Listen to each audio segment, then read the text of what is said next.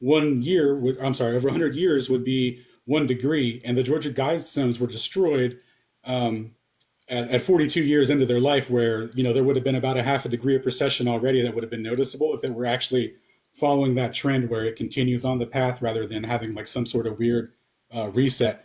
Um, and like again, if you like, I know you guys probably aren't super into conspiracies or whatnot, but the Georgia Guidestone thing's crazy, right? That would have been great evidence, and then it was destroyed like a domestic terrorist attack. There's no suspects, nobody knows a thing, It's a and it sad was under thing, wasn't 24-hour surveillance. That's a really weird, thing. And then additionally, and thank you for giving me the time to speak. I really appreciate it because there's a lot to catch up on. You guys covered a lot, so I just want to kind of run through my list here, if you don't mind.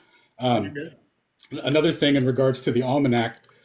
So the position that's based on the position, like a snapshot of the sky on the vernal equinox. So it's basically taking that snapshot of the sky, and then from referencing out, they took cosines to stars and following their that cosine relationship to the ground distance. I'm sorry, for the baseline of the triangle to make a to follow the ground distance, as a ratio of the angle to the star. They would traverse the land and then take zenith measurements. Um, and that was, and this was repeated several times throughout the history of the globe, of the coordinate system that's in use, which is the latitude longitude system. And that system has never had to be adjusted for like ground position precession because all of the stars, like, that precession is like locked into some variance range that doesn't extend past, it doesn't follow that trend like you would think it would. Otherwise, they would have to change things. And then we've been using that same coordinate system since 1777. One second, I'm going to drink some water here. We've been using that same coordinate system since 1777 by royal decree. And they make the annual corrections to it, like you were saying, but the ground positions do not change. And then obviously you guys are familiar with stellar aberration and Aries failure, where in 1777, using the reference point of that first cusp of Aries, they determined that there was an aberration to the tune of 20.5 arc seconds, which when you ratio that over the speed of light, you would get 30 kilometers a second. So they took that in good agreement that the reason of the precession was, or I'm sorry, that the reason for aberration rather was the Earth's relative motion of this to the sun with respect to incoming parallel light rays from stars that are basically so far away that, they're fixed or whatever, right? So, and that would create that deviation angle because we're moving out laterally from them. And then obviously there was Aries failure, who measured the same aberration for water as he did in air, indicating that the starlight is actually coming in with a horizontal drift and the Earth is stationary. But before we get to that, I would like to talk about his apparatus and how he took his measurements because I think it's really cool and nobody really, probably not a lot of people know about it.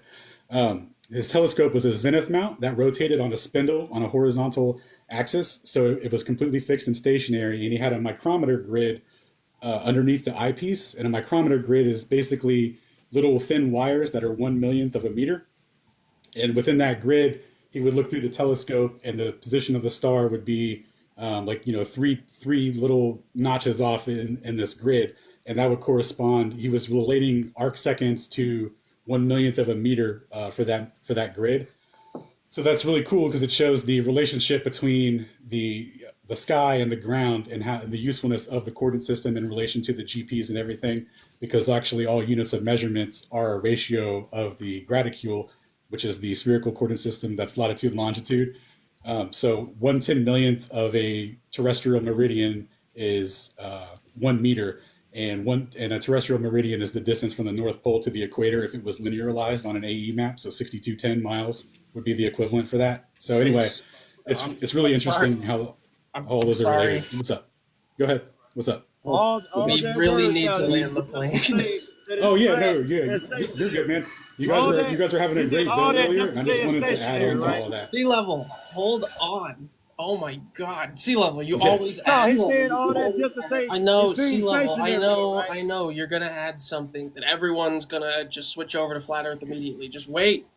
Space Yeah. Odyssey, you can continue. Just Oh, thank you, thank we you. gotta get to a I point. Space no, Odyssey. yeah, I appreciate it. Sorry, I got a little carried away on the details. Quick tip: use crayons and speak in very dumb language. Yeah, if you need to, every once in a while, to keep their attention, shake pair of keys or something. I can't find my damn baby keys. I lost them. Right. Let All me go right. look for So them. yeah, I'll wrap it up. I'm almost done. Oh, one So second yeah, though. That I just wanted to experiment that note. you mentioned could go either way. It's been I known just to go wanted to either note way. on the One accuracy can of the position determine of the it either way. stars, and that the precession trajectory that you would that you would expect isn't what's followed. And you could even reference back to Ptolemy with, and I know it's Ptolemy, but I like to pronounce it Ptols. But anyway, Ptolemy, you can reference his Geographia book where he made the same latitude and longitude system off of positions of the stars, and it's the same one that we use today. So it goes back deep, boys. Like these positions are pretty much absolute. And then you guys were talking about relative motion, which is kinematics. So you guys were talking about the movement of the stars. That's kinematics. In kinematics, relative motion is always true. So you could equally say that the precession of the stars would be due to Earth motion, or you could say that the motion is due to the sky with respect to a stationary Earth, because like I said, kinematics is there's no distinction between the two. When you get into dynamics, that's where you would be able to make definitive predictions and show the difference between reference frames, because so that one guy who said that the Earth, the lab frame, is the fixed frame in space, which I know that we're all kind of taught that the Earth is just inertial enough for all experiments to be done, in pretty much for everything except for when you're using light for measurement. There's a west to east bias drift, and they say that that's due to Earth rotation. But again, that could be due to ether wind, and we can get into that discussion, but that's a whole separate build thing to They get didn't even into. know where But you were going. I love it.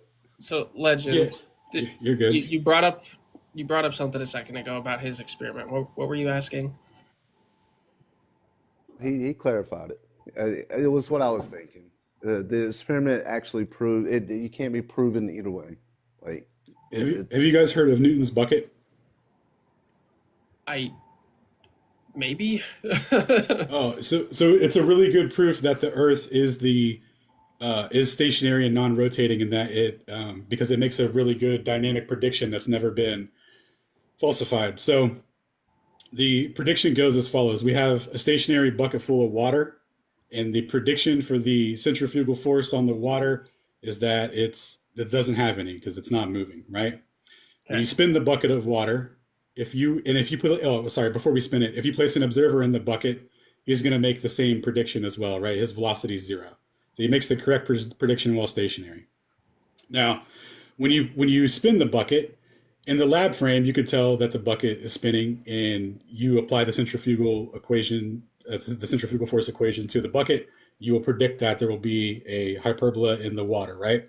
Now, the lad inside of the bucket, he would register his velocity as zero. He would apply zero for his centrifugal equation. Yeah, you can look it up. This is how it goes. So he would predict his velocity as zero, but yet there's a hyperbola in the bucket. No. So he makes the incorrect prediction. So using a bucket full of water, the centripetal force would be insane. Huh? The centripetal force that you're talking about. So again, when we're talking about the Earth rotating, I don't remember the exact number. Maybe someone knows it off the top of their head, but the force is so small. We're talking about 15 degrees per hour. 15 degrees. It's 15 degrees per hour. The outwards acceleration from the Earth's rotation, even at the equator, where the tangential speed would be the fastest, right? That 1,000 miles per hour that always gets mentioned. I think it's only. I'll be right back. I have to go carry groceries. I'll be right back. I apologize. I'll be right back. Hold that thought. Space. Well, then maybe Love you, somebody man. else can reply. But that acceleration is only like 0.02 I think you meters missed. per second I think you squared. missed one of the statements he said. Einstein said it's kinematic. You cannot hold on. tell from the Earth. I just that wanted to it's tell spinning. Globy. Globy, you got muted because you were hot micing a second ago, just in case you didn't know. Like to forget about Einstein. Cool. All right, go ahead, Legend. Sorry, what were you saying? Of what he said about kinematic, right? What Einstein said, you cannot prove from Earth that the Earth is spinning. Like for you to say that it's so Not that it's not small that spinning. we can't No. test it Not that is it's not going spinning. directly against the actual observations and tests that we He's can. talking about our orbit around the sun, and he's saying there's no No. optical experiment that can confirm that. That's a very So specific you're saying that I term. could take a bucket of water and spin it, but I'm spinning it so slow that I won't see the curve in the water, but the water will stick to the edge of the bucket. Like, it's Yo, illogical I'm what sorry. you I'm sorry just about stated. that. And I read the text message Go wrong. ahead, They're not Space. even here. They're late. No. So anyway, you were saying the centrifugal force wouldn't be enough to bend the water. No, that's not what I'm saying. I'm saying when the Earth is rotating itself, that force is going to be so small, where over time, sure, we have that kind of oblateness, right? That's fine because we're talking about the angular momentum of the Earth form, blah blah blah. We don't need to go that deep down the road, but that rotational force is so minimal that obviously gravity, 9.8 meters per second squared, 32 feet per second, that's going to overcome that by a long time. I'm sorry, Globy, you go ahead. Didn't mean to cut you off. No, I was just going to ask Legend to define kinematic. I'll mute up and listen to his definition. My understanding of kinematic is that it's equal, it's undeterminable, and I don't actually have a definition for it, but I've heard the term used, kinematic, meaning that it's equal on both sides. But you could tell me a definition I can use better. If you don't mind, I got you. I would like to know why you're invoking something that you don't understand. And yes, I Space. do understand take it. away. I just don't have the means to define it for you, but Space will help me. No, that in the does. future, Unfortunately, that's not how that because works, I'll Legend. be able to use that in the future. I love it. Unfortunately, you can't invoke something and claim something and then not know what that thing is. It. Well, Yes, you did. No, I did not. He may have made a mistake, but by happenstance, he used the correct word. So for the audience, though, I think we He's should define it parroting his that flurf everybody- daddies is what happened Well, there, Space Audit. That's okay, man. Everyone does it on both sides. It's all good. So let's define it though for the audience, so everybody can learn Sure. and have a beneficial experience. So kinematics means measurement. This guy's still so and it's positive. I love it. Sorry, go and ahead. it's predictions of future motion based on no forces, right? You're just observing something moving and you're plotting out its trajectory. So let's say I throw a baseball at you and you're looking at it. You're not concerned with how much force I put into it, how much torque, how far I twisted my arm back, how much friction there is, or anything like that. All you're concerned about is the velocity it's coming at you, and you're predicting where it's going to be over time. So that's all kinematics is. When you look at the equations that govern kinematics, it's basically just distance, time, and integrals of that. That's basically it. There's no forces involved. When you get into dynamic predictions or dynamics, that would be where you're introducing forces, where you would account for things like friction, different resistances, etc., right? Material properties, stuff like that. I gave you a follow, man. I hope to see you in the future, man. Hey, I'm sorry. Oh, Did one of my you will. mods get rid of Tristabis? Just wondering, because apparently No, but got removed from the live. Shane St. Pierre is in the box. I don't know who that is. Why does that name sound Let so me familiar? say And this for you. Hasselblad, I would appreciate it if you stopped giggling while I was Hold up, Glowy. berating flat earthers. So let me tell you this. So kinematic, as I understand it, I threw a baseball at you, but it's not moving. Yeah. So you could say like that's true. In kinematics, relative motion is always true. So you could say that I threw the baseball, right? But we could like take a snapshot of that, make the baseball stationary, and have you come at the baseball with the same velocity that I was throwing it at. That would be equally as valid in kinematics. There would be no distinction between the two. Just looking for a video I saw once that really described it in terms Flurfs could understand. Is it the one with the MythBusters shooting the What up, ball fellas? on 60 miles per hour? What's up, Shane? That is a good one. How do I mute my phone mic? All right, hold on. Oh, I got it. I got to go. Average. Thanks for having me up, man. Mad You out respect. here? All I right. appreciate it. Like it was good. Globy, good to see you. See, Absolutely. Hassel, fucking Space. Good to meet you, man. Hope to see you in the Good to future. meet you too, man. All right, Later, bye, bro. guys. Yo, we talking kinesies and dynamics in here? Kinematics and dynamics, little physics observations of the celestial motion? Kinnies and dynamies. Yeah, we got a little vernacular for it. But real quick before you start, Shane, average Glober, man, thanks for having me on. I appreciate the mic space you gave me. I've had a rough landing here in TikTok, but you've been very welcoming. I appreciate it, man. It's all good. Is this the Shane St. Pierre of MC Tune fame? Am I a fan of Mike? I don't know. I mean, I haven't blocked him. You've been Would on his would you lives guys before, say though, right? would you say that you guys are secret besties? You guys just don't want to admit it? I say I'm overly nice to all of my enemies. He's So your no, about That's come what I on. thought. He can't be your It is him. enemy. well, about I mean, like he's an enemy so much as I'll make like an awesome comment and he'll come in like the villain from a cartoon, like ha, make some dumb comment and then leave and then not answer any follow ups if that's what you mean. We're the Globers. We have to be the actually we have to be those guys. That's part of the role. No, there are other Globers. I'll give you an example. Daza, who will come with a scientific response and a proper, actually educated, like reciprocal guess, right? Or at least a sort of scientific based analysis. And I'll be like, oh, that's a valid point. And then we'll have a conversation, right? That's a good Glober. That's what a Glober should do. So we'll try to do that. We'll try to be good Globers for you. That would be viewed Honestly, you guys seem pretty cool so far. That's why I hopped up. You guys seem pretty reasonable and rational. You were having a rough time with the earlier flat earthers, to be honest, but hopefully we can move forward progressively, as my buddy said. Yeah, sea level is a not even handling bit of a character, but he definitely The X adds entertainment. So I like having him around. Yeah, and there's certain flat earthers that we've been dealing with for years, right? That's a little echo. So we've been dealing with some of these guys. You know how it is. They come in and we're sick of explaining the same thing 1,000 times. So we might just start off a little aggressive with those guys. Globy, that wasn't an echo. That's just sea level yelling into a terrible mic. Is that what's happening right now? That is the sound of a sea level doing that. No, I hear myself through sea level's mic. That's what I'm hearing. I think he's just at work right now, so a lot of background noise and stuff getting picked up.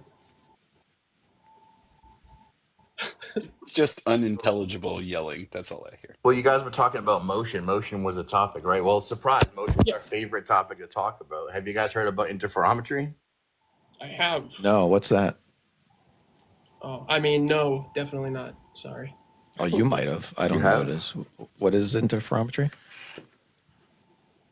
Well, when you're trying to use a precise form of measurement, right, you have a laser beam that gets diffracted and then recombined, and then you have what's called the diffraction pattern, which would be an interference pattern by which you can then gauge motion. Right? Gauge. Yeah. Motion. Yeah, okay. More than just gauge. So check this out. When you take a coherent light beam, split it around a right angle to itself or in a loop, it doesn't matter. When it recombines, it'll be out of phase. And that out of phase will cause constructive and destructive interference. And the destructive interference part, the dark part is called fringes.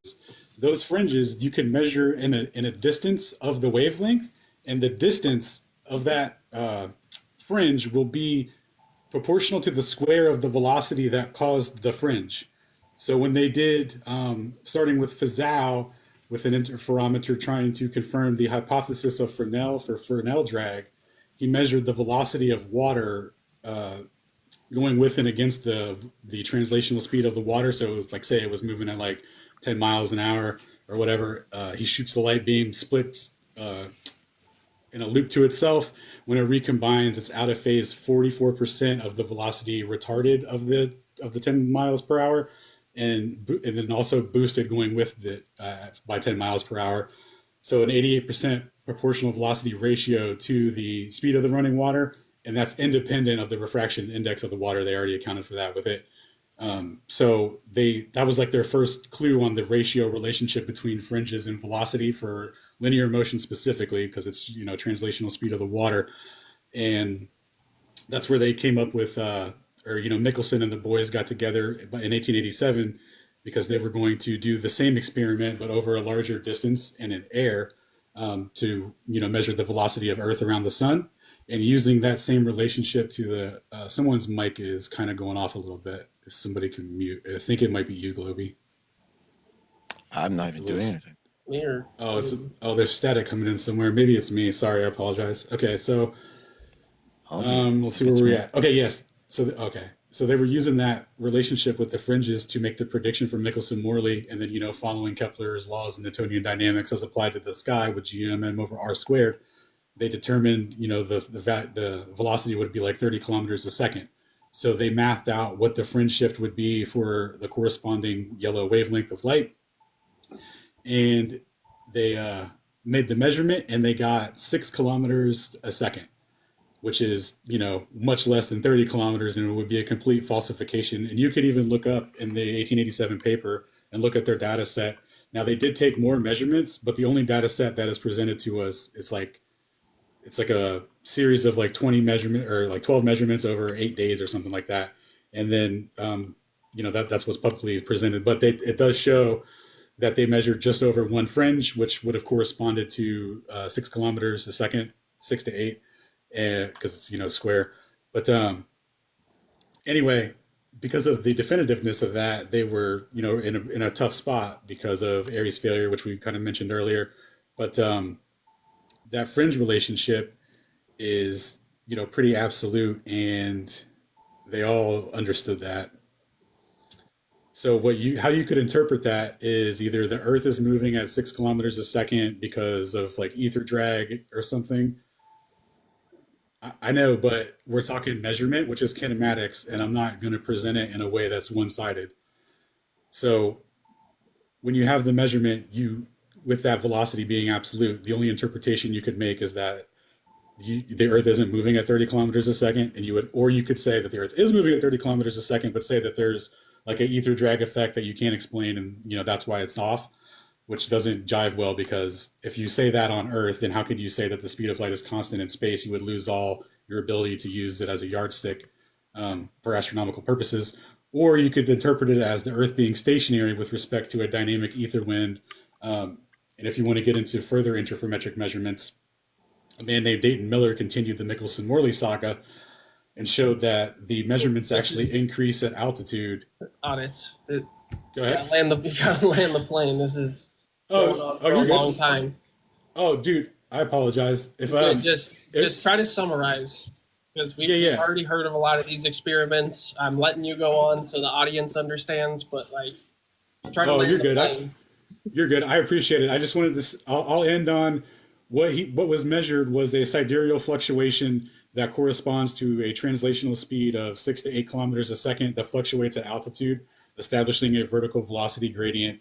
And when they talk about 15 degrees per hour and thanks Bob and that kind of stuff, that would be an ether measurement with respect to a stationary Earth. Space Odyssey, I have a question for you. Yes, sir. What's the lost physics you're investigating? Well, I went through the history. That's really interesting. So you know Whitsitt, right? No, never heard of him. Yeah. So I looked into relativity theory because he was debating people, and they would just give like a cursory dismissal of how true relativity theory is. So I looked into it to see just how true it was and what the arguments were. And when I got to the Sagnac effect, it was one of the most fascinating things in all of history. And the history of that led me down the ether and all of that stuff, and the history of how these measurements were interpreted and all that stuff. And it caused me to learn about interferometers and how they work and the measurements they make. And just the history of interferometry, really. That's not lost physics, right? No, it's just an interpretation of it, because it was shown that those measurements are absolute. It was shown in 2004 by Ruyang Wong that you can use an interferometer to measure linear motion, which is a complete falsification of relativity theory, which had to be introduced to answer Nicholson-Morley. Have you uncovered the mysteries of ether yet? Well, I'll tell you what I've learned about it so far. Wait. Somebody else wanted to talk. Go ahead. No, sorry, go ahead. I'm just challenging him because he's up here. Dude, I was just going to say the argument. To get that understood. The argument is one of lack of orbital motion, right? We started with motion. We were talking about Aries failure. We were talking about motion. We brought up Michelson-Morley and interferometry specifically, and the follow-up with Dayton Miller to prove the lack of measurements of Earth's orbital motion. And in fact, when you go to measure, you prove the counter, meaning, as we just went over, you get a velocity gradient, meaning a uniform rotating sphere cannot be responsible for multi levels of acceleration when you're taking those measurements. So if the Earth motion is being measured, it cannot change at the same latitude at different altitude, and we have verifiable scientific evidence, papers, and measurements that say it does. That's to put it in a nutshell. We do not have any of that. There has not been any verification of any change in any rotational speeds at altitudes using interferometry. Okay, that was done one time and not been replicated. I would like to, Bob, right? And we have many, many more since then. Go ahead, bro. yeah, I would like to defer you to the work of Dayton Miller to start off with, right? Dayton Miller, yes. And then I would like to recommend to you one of the Picard interferometer experiments. I'll get the year for you here in a minute. He did one at a similar altitude to what Miller did and measured the same thing. And let's see, there was, who else was the altitude lad? Oh yeah, Yuri Galev. Now Yuri Galev is really interesting because the way that he did his measurements was with a radio link, and he was doing one-way measurements with two separate radio wavelengths, but he was doing them in a way where they would go like at different paths rather than like taking a straight diagonal path down. It would hit like a reflector and go off at an angle. And the purpose of this was so that he could establish a differential in timing based off of how long it's propagating at that altitude. And through that, he established a ratio that the velocity increases to the square of the height above the surface of the Earth, which is what Miller measured. Which is crazy, dude.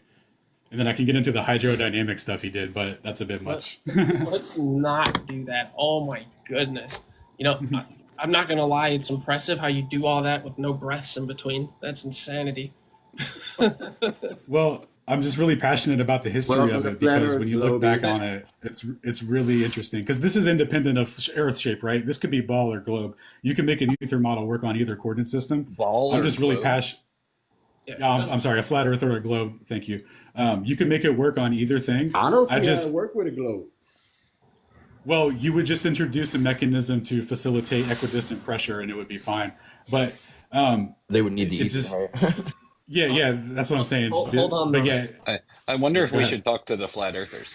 Yeah, hold on. Well, I am a flat earther, though. Yeah, hold on. I'm just not going to lie about ether or anything like that. Globy, did you want to say something? No, I didn't. No. Yeah. Are we past that point now, I guess? Yeah. I don't make mutually exclusive claims unless they're actually mutually exclusive. So when it comes to ether, you could have it either way if the Earth turned out to be a globe. That ether doesn't exist. So, So that's the issue I guess I would bring up. What's your Proof evidence of for ether. that? What's your evidence for that? Vacuum properties, number one. You know, Electric you and can't say magnetic what's your permeability. evidence for no ether. Where's the ether? Have you heard of vacuum permeativity and permeability? Those are the physical properties of ether. There's impedance in a vacuum when there's nothing in there. There's no material matter. Yeah, you're saying that like there has to be some type of medium for light to travel through. Mute sea level, please.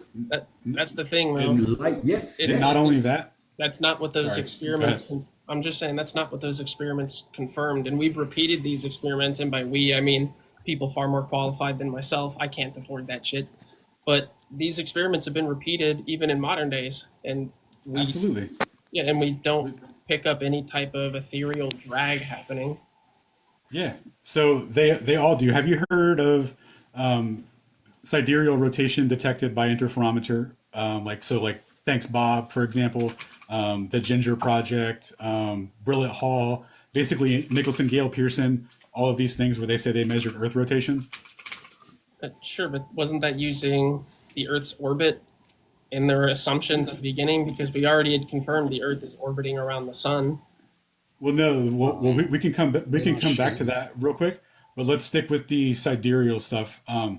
So no, what they do is they have a closed loop interferometer. So instead of the Michelson style where it makes an L shape or a cross to itself, this is a closed loop's like a rectangle that can go And then clockwise or measuring the divergence counterclockwise. that the actual laser makes. Yep. Yep. And then so throughout the day, the speed of light fluctuates and measures, plus or minus to itself. And that the difference in that, when they plot that difference, like the minimum and maximum peaks against sidereal time, it makes a sine wave. So they count that as like the angular 15 degrees per hour. That's where that comes from. And they don't count how you can square the distance between the fringes and get an actual velocity out of it. But they say that they're measuring Earth rotation with that because it matches sidereal time. So, like, and just because you brought this up as the example, this is probably the one people are most familiar with, the thing spot moment. Yep. I don't understand how some type of ethereal drag is going to affect it when it's on the Earth. That doesn't make sense to me. Yeah. So my hypothesis, picking up that 15 degrees, how would that be measuring some type of rotation from the ether? Dude, well, 100%. Check this out. So let's see here. My hypothesis is that there is a translation of motion from the sky that is causing that sidereal drift. And that is why on the ground, there's a vertical velocity gradient that gets lower when you get closer to the ground and higher when you get in altitude. Now, that's just not true. Well, you keep saying that. That's just. I presented some papers for you to reference. You said Caleb. Yeah, I've looked at the Caleb stuff. Looked at Galev. Galev, sorry. Yeah, I keep calling him. I got Caleb on my mind. What's your issue with Galev? Yeah, it hasn't been replicated. That's my issue with Galev. Galev was replicating Miller's work. That was the replication. Yeah, that was the replication of the work, and he also replicated it with an optical interferometer. And that work was also corroborated by Hector Minera in 2004 when he left the interferometer running for 3 years straight and measured the same thing. Dude, Dayton Miller did it 5 million times. You're like, it's never been corroborated? Okay, one person does something. That's not the scientific method. Just name 3. I listed 3 people over different places on Earth. That's 3 separate data points over I looked 50 into this to 60 Gallup years. Let's look it up. Where's Gallup's papers? Because we'll look it up right now. I'll send it to you. Go to ethercosmology.com. Ethercosmology.com. This is what I'm talking about, guys. This is your science. Link is broken. No, that's my website where I have the PDFs easily accessible for you to get. Oh, here we go. The paper's hard to get. All right. Link didn't work for me. It might be down, dude. We haven't talked to is it? You got to put an A before the E, guys. I did. And it didn't work.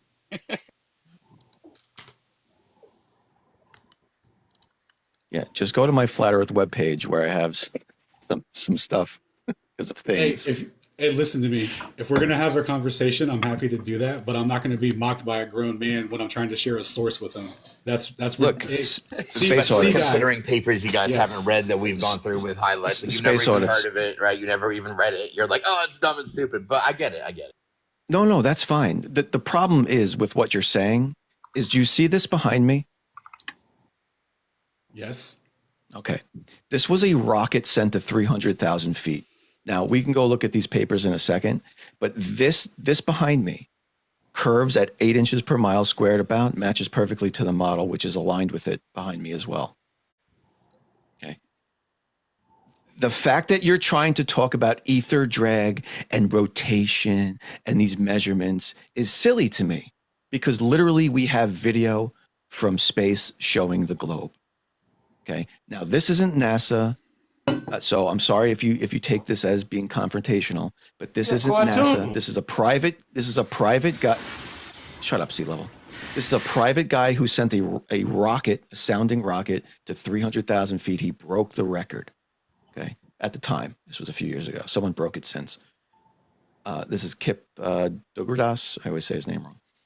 Okay. This is Earth's curvature matching the expectations of Earth's curvature per the math of Earth's curvature.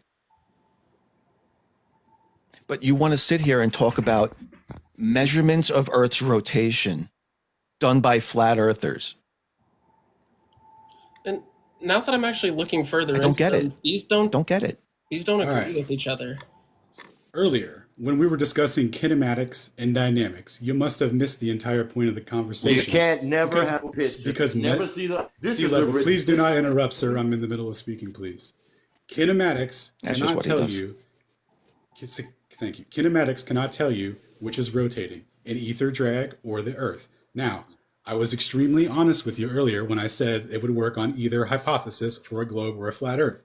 Now, when you present to me an optical measurement, right, just perspective right? That could be at altitude. It would look the exact same way. My hypothesis on optics is that the radius of our vision is the same as the radius of Earth. When you get into celestial navigation in old astronomy, what they'll tell you is that there's an equivalence between your dome of vision and the heavens. But trust us, it just looks that way. The heavens are flat and the Earth is curved. That's what it says. So you have globe vision, space audits. Yes, we all do. It's called You all current have visual globe space. vision. There's two fields of Sorry, man, that's funny. There's two You fields of can't optics, see- bro. There's the Okay. visual field and the spatial field. The spatial field is Euclidean, and the deviation Just a from that second, is if the I can. visual field. Yeah, go ahead. We see in a logarithmic scale. Now, hold on a Alex, second. just- Oh, sorry. Go ahead. I You're didn't realize. good. Go ahead. Just if I can. So I was looking into this a little more. So these observations don't correspond with each other. They're not in Which agreement. ones? So for example, Dayton Miller's and Hector's, those are not going to be the same. So let's see. I believe the first one is going to be, yeah, this is for Hector. It says, from the previous qualitative analysis, it may be said that the solar motion consistent with our observations may be in the range 300 to 360 kilometers per second, with right ascension 170 degrees to 190 degrees, and declination between negative 45 degrees and negative 55 degrees. That's compared to Dayton Miller's 208 kilometers per second, with the right ascension of 73.5 degrees and a declination of negative 70 degrees in 33 minutes. So those don't agree with each other. First of all, I would like to commend you. You are awesome. Thank you for looking that up. So check this out, bro. You know what Hector Minera did differently? He measured the fringe differences differently, and when you square that, it gave the ratio for 300 plus kilometers a second. But the periodicity and the fluctuations is what is the important part of the replication for replicating Miller's work. But he was actually measuring the distances differently.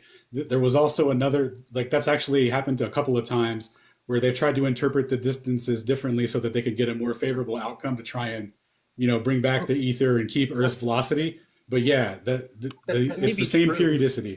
That may be Same true, but periodicity. that does mean that Hector's claims are not, they haven't been repeated, at least not with the same answers. And I mean, that's kind of why I brought up, granted, you call me a shill if you want, because obviously you're good, you're good. I've heard Toon talk about this before, so I've looked into it just a little bit. But there are more recent experiments that basically repeat, like the Michelson-Morley thing, and they don't find that ethereal drift. They use more precision. I mean, the one that he brings up specifically, I think, is like from 2008. Yep. They all trend towards zero. So check this out. Part of Dayton Miller's work, he did 30 years of observations, and what he found is that when you use different shieldings in different mediums for the light to propagate in, that affects the magnitude of the periodicity in the reading. And something that Fresnel, part of Fresnel's hypothesis earlier from Fresnel drag, was that the relative density of ether in a translucent medium is to the square of the refractive index of that medium, and that was measured by Fazao in 1852. So, like, mathematically, that relationship is valid. So to build off of that, and also off of Denjeminov's work, who did the most modern, accurate interferometry work, whose work I'm just now getting familiar with. But the results of his showed that doing it in a vacuum versus doing it where it's completely filled with a medium you get different magnitudes in that fluctuation, which is going to change changing that amplitude. Is going to make it look like it's trending towards zero, but it's a function of relative ether density in the medium to like carry that fluctuation, like for that to give you that velocity boost. So that's what's going on there. So when they do modern word salad, please, buddy, if you don't know what an interferometer is, you're not making yourself look good by saying that's word salad. Space, Please sit this conversation out. I know what an interferometer is. Hang on, give me 1 second, please. You've gone into word salad land.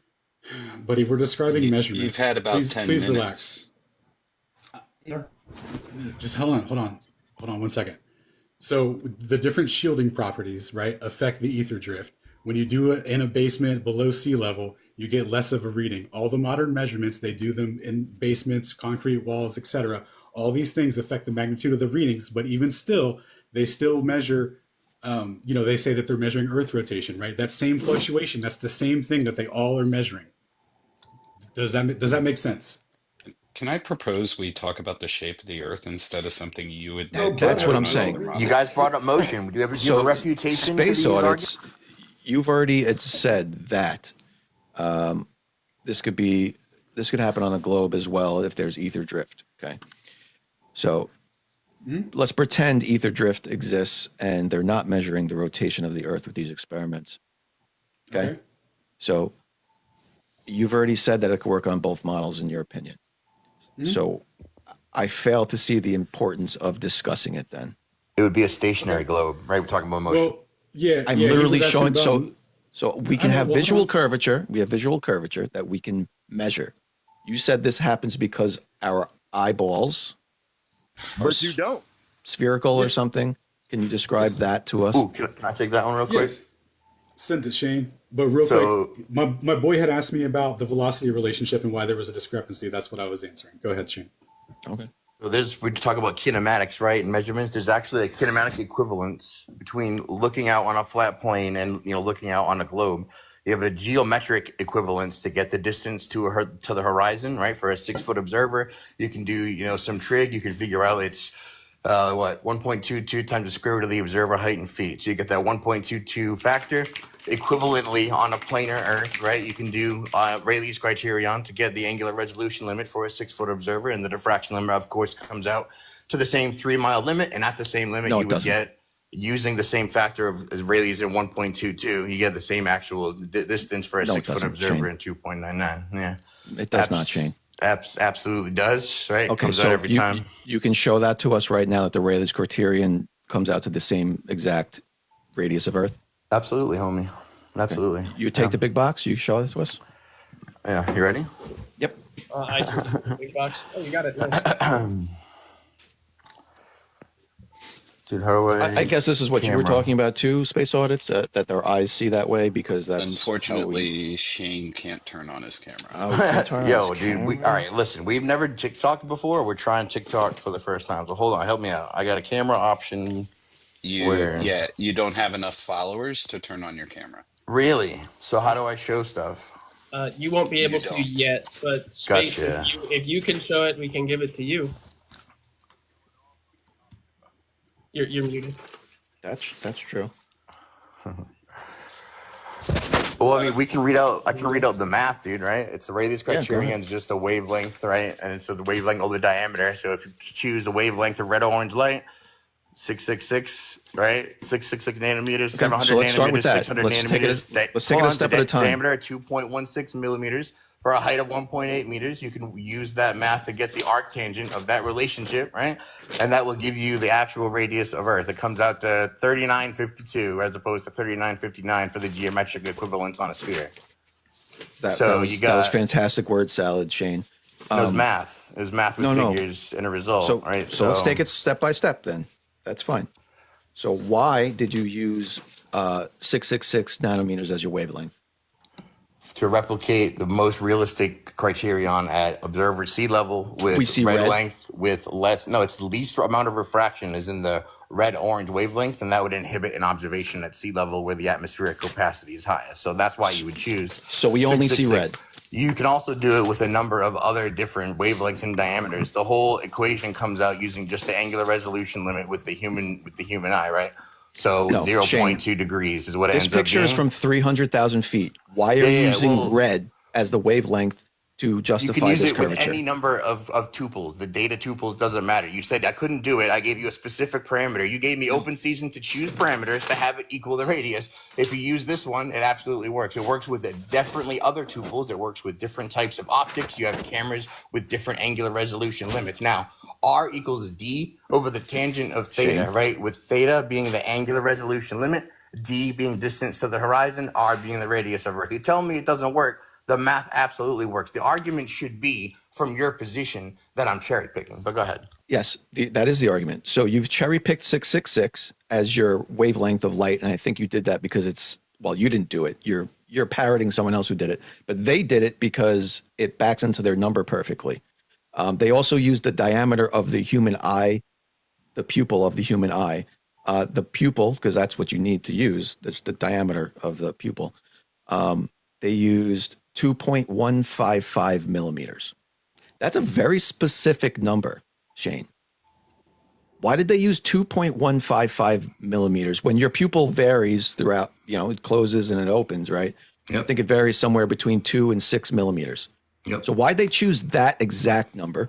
Well, when you're squinting and when you're looking out and you're actually trying to see further, you actually contract your eyes. So when you're at the smallest, is giving it the biggest benefit of the doubt.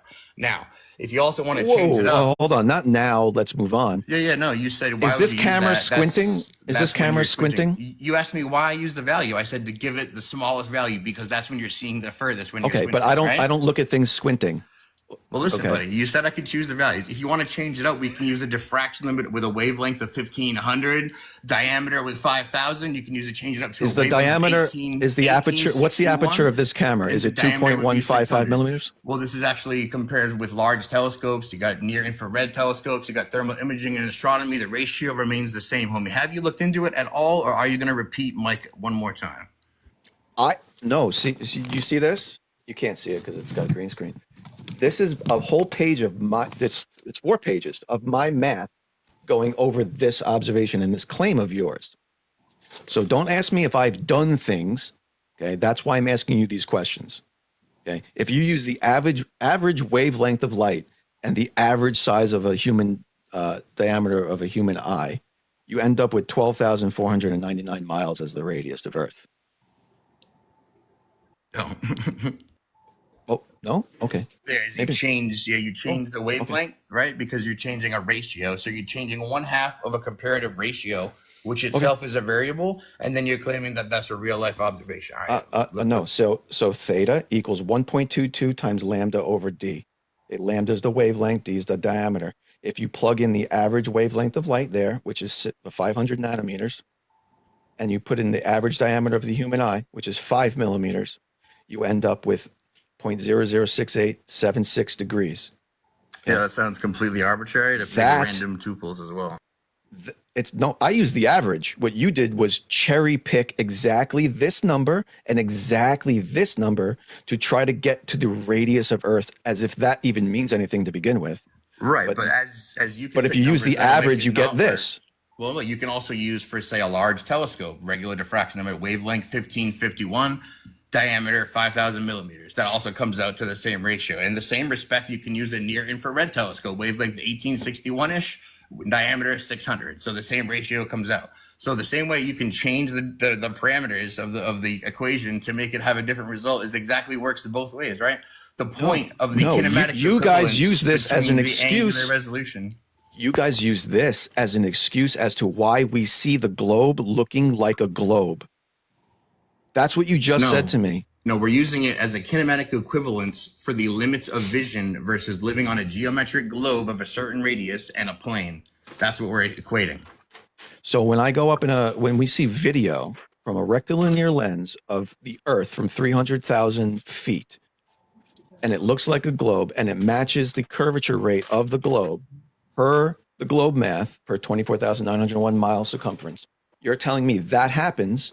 This is what Space Audits just said. So let me know if you agree. You're telling me that happens because we see that way, just because of this. No, what we're describing Rayleigh's is observation on the ground because we're using a specific observer height of 6 feet, which is inherent in the math you said you did, right? Say that again. Nothing about 6 feet. I said nothing about 6 feet. That's how we're using the math to get the actual observer limit, right? For a 6 foot observer height at sea level. That's how we end up with 3 miles would be the observer, the limit that you could see into the horizon on average. Based on that, we might be ahead of ourselves here. What is the Rayleigh criterion? To me, what the Rayleigh criterion is? Yeah, I think maybe we jumped ahead of ourselves.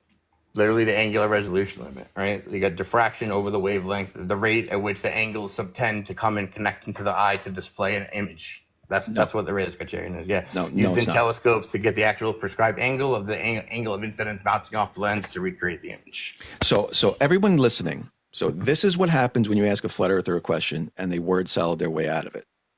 Okay. So no, that's not what it is. Okay. It describes the maximum distance that two objects will appear to separate from each other. So it'll tell you how far away you have to be until two objects appear to converge into one object. That's what that does. So if you're looking at a car heading towards you from on the highway and it has two headlights on, how far away that car has to go until those two headlights appear to be one headlight. Right, that's definitely true. You got the Rayleigh's disc and things becoming observable between one and the other. But what we were applying it to specifically is its application in telescopes and large optical instruments, right? Which is where it actually governs the angle from which the lenses can bounce light to get the specific magnification. So that's its real astronomical practical use, right? No, I literally asked you why the Earth looks like the Earth from space. And this is what you told me why it looks like that. Because it's not actually curving at the rate of the Earth. We just see it that way because of this. This is what you told me. So the rate of curvature is most applicable within, trying to confirm bottom-up obstruction, right? Yeah, That's no, why no, we I'm talking see about that. You see this we're behind me here? You're talking about curvature from space on a satellite, right? No, this is a rocket. This is a rocket. Is this? Is that This is the a curve rocket. calculator you got up in there? This too? is Walter Bislin's curve calculator overlaid. It's overlaid on top nice. of video of that rocket launch. Well, damn! Look at you go, man. That's what we're looking at 250,000 feet. This is overlaid to show you that the rate of curvature of that video of that rocket launch matches reality. Yeah, but we're talking about ground-based observations. I'm not saying there's a kinematic equivalence from 20,000 feet to look over to find optical declination composed with a rectangular lens, right? What I'm saying is what from did the you just say? ground. From the ground, when you're A looking out rectangular towards the lens? What is a rectangular lens? Yeah, now we're getting into Josh's wheelhouse. That's not what I meant. The what's the one with no Rectilinear lens? Rectilinear, go. I think is Thank you. what he was going for. Thank you. But yeah, but we're talking about kinematic equivalence, which doesn't really take precedence at a ridiculous observer height. We're talking about equivalence on a geometric sphere of a certain radius versus standing on a plane. I think And we're that's where trying the to radius figure out comes in. whether the Earth is a globe or not, and this photo seems to show that it's a globe, and the question is why. I'll show you the video if you like. I don't know if you've seen it. It's not just a picture.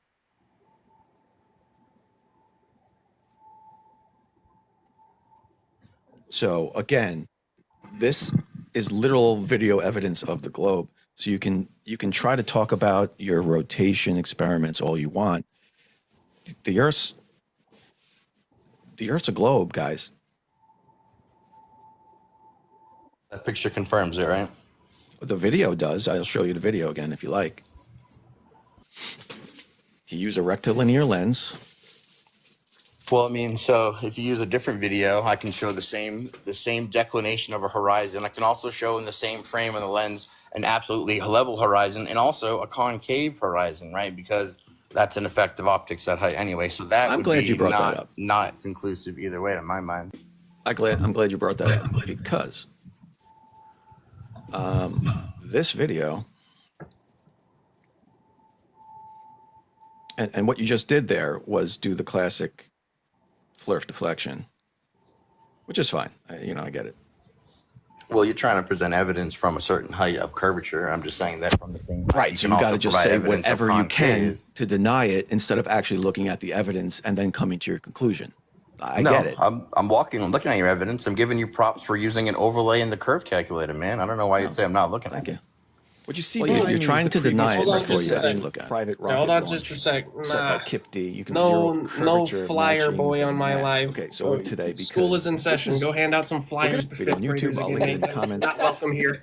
I love that he We're gonna was go over just this. up But you're to gonna date. try. That's Is awesome. You are not welcome in my 0.0 live if you're gonna go curves. try All to the proof talk you need to of a fifth globe. graders about flat Now, Earth. What the Now fuck the is first wrong with you? you're gonna try to tell me that So that was here's a fisheye lens. the video So let's get that in the out of the beginning way. here. And This then I is cut to a this video one. So called Little Piggy. this is if you search YouTube for a Little balloon, Piggy, high not a altitude rocket. balloons, This is a you'll balloon. find this video. It's called This is a Little video that Piggy. flat earthers Love to use show this. As as a matter of proof fact, there's a lot of YouTube videos. What you're that going to use notice this here is the footage. horizon is slightly concave, and you can see That's it's because it's slightly slightly below concave. center frame, and this is And they use this as extreme proof wide of flat angle Earth in from Little however Piggy high this balloon was on flight in YouTube.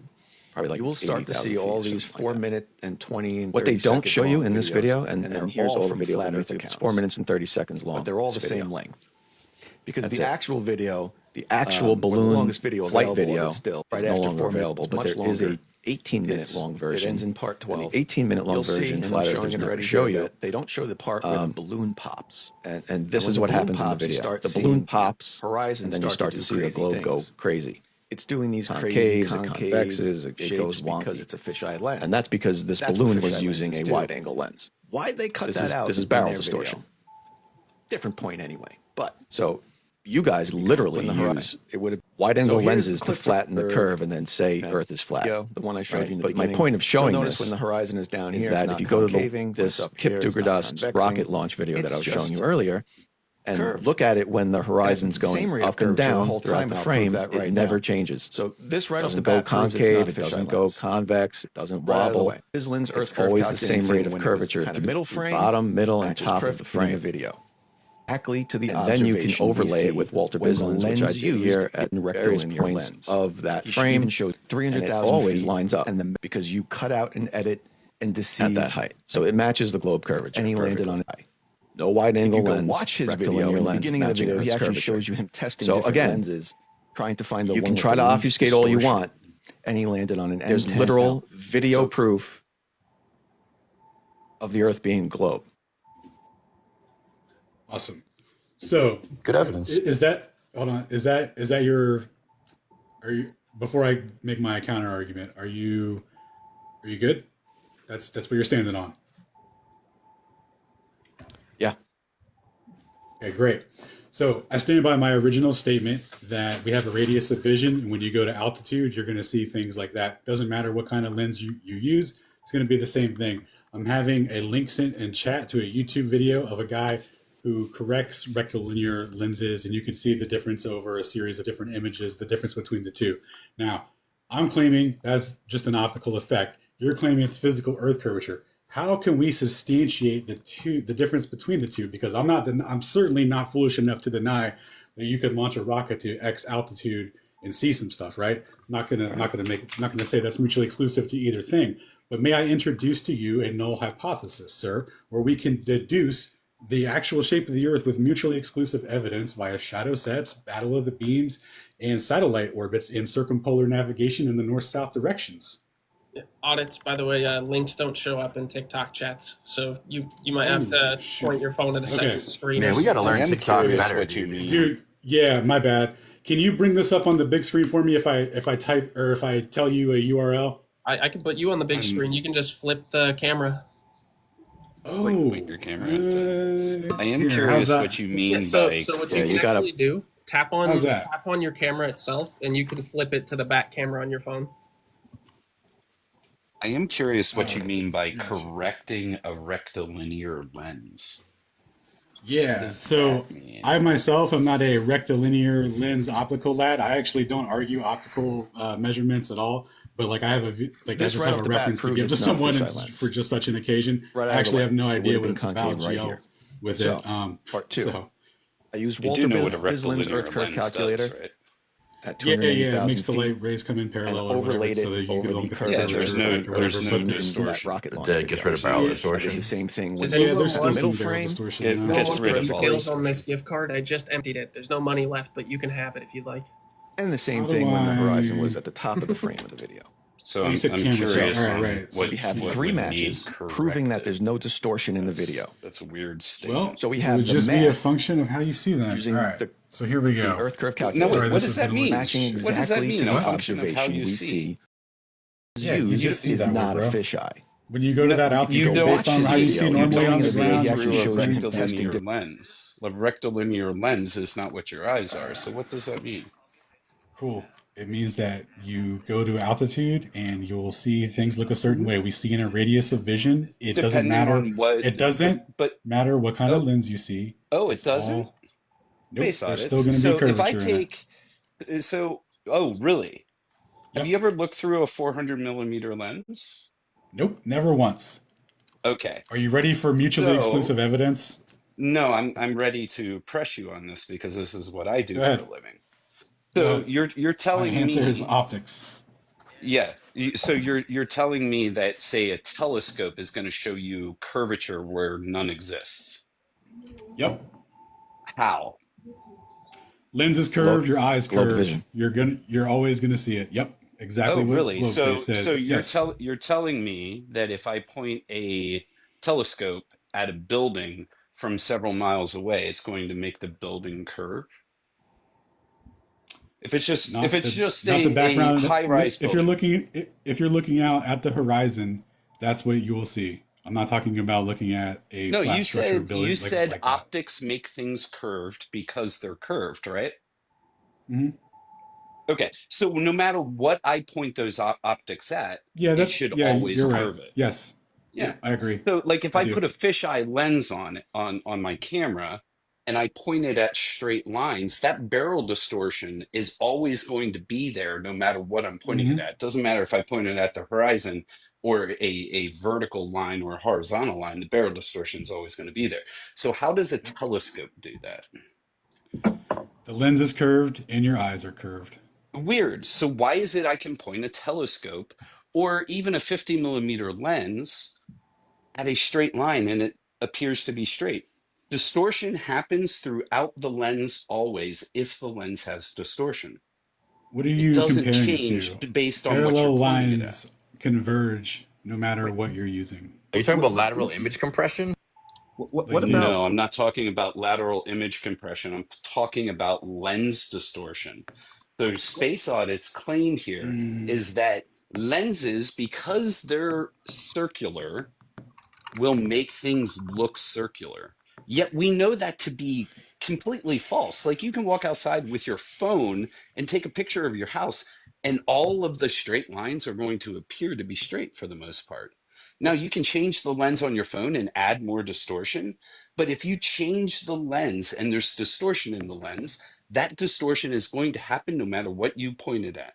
If you change the lens and there is no distortion, or it's pincushion distortion, that pincushion distortion or no distortion is going to happen no matter what you point it at. So it's weird that you say, yeah, if you point it at a building, it's going to be straight. But if you point it at the horizon, all of a sudden it's going to distort it. Like the lens cares what it's pointed at.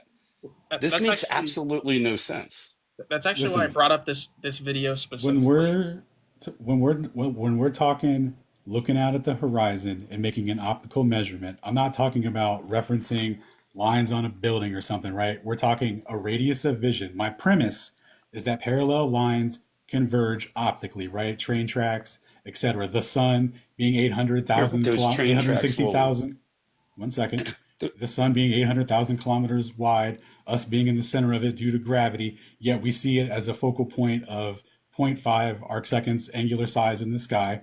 So we see in curved visual space, we see in a deviation from the Euclidean mm, geometry. This is present in all optical phenomenon. What I'm specifically talking about is how far you can see how that creates a radius of vision. When you go to altitude and look through a camera lens, you're you missing the still point, have space So nope, yeah, audits. nope, so you're hold You're on. missing the So point missing. and hold on. You're missing the point and you're honing in on the this irrelevant part. video What actually I'm addresses saying the No. about concern you're bringing up. what I'm It's irrelevant because it destroys man, your entire argument. I have one last thing to say before I round off my argument, and then you could proceed with yours that isn't related. So Yeah, sure. It's not when related, except it's the entirety of the point. so when Globy presents the rocket, right, and he's like, we're at altitude, you still have a limit of vision. That's going to create the same effect that he's saying is presenting as globe globe evidence. vision. Yes, exactly. My I love premise. that you've confirmed Now, globe vision for me because I've been trying to push this for a while. Earth is it's flat. called We just curved. see everything looks like a globe Yes. because globe vision. It makes good memes, bro. Okay, you can Yeah. go to Google and type the direct measurement of curved visual space and read that paper. It's a really interesting introduction to the subject, and then follow up on the references, and you can Space learn more audits. Can about I curved go visual stand on space. your railroad tracks with a lens and make the railroad tracks always straight, even if they're converging? Will the You guys railroad ever, tracks through that lens ever curve? you Globe guys ever vision. heard of Radio Horizon Battle of the Beams? Hold on. Hold on. I He Yeah, asked a hold on, question. Shane. Hold on. We have to finish up with the optical equivalences. Yes, you can make them appear straight at certain distances, but Hmm. they still Okay. converge when you look at them. If I point that lens that makes the railroad tracks always look straight at anything else, will it ever make something that is not curving curve? I didn't agree that Uh-oh. it doesn't make it converge.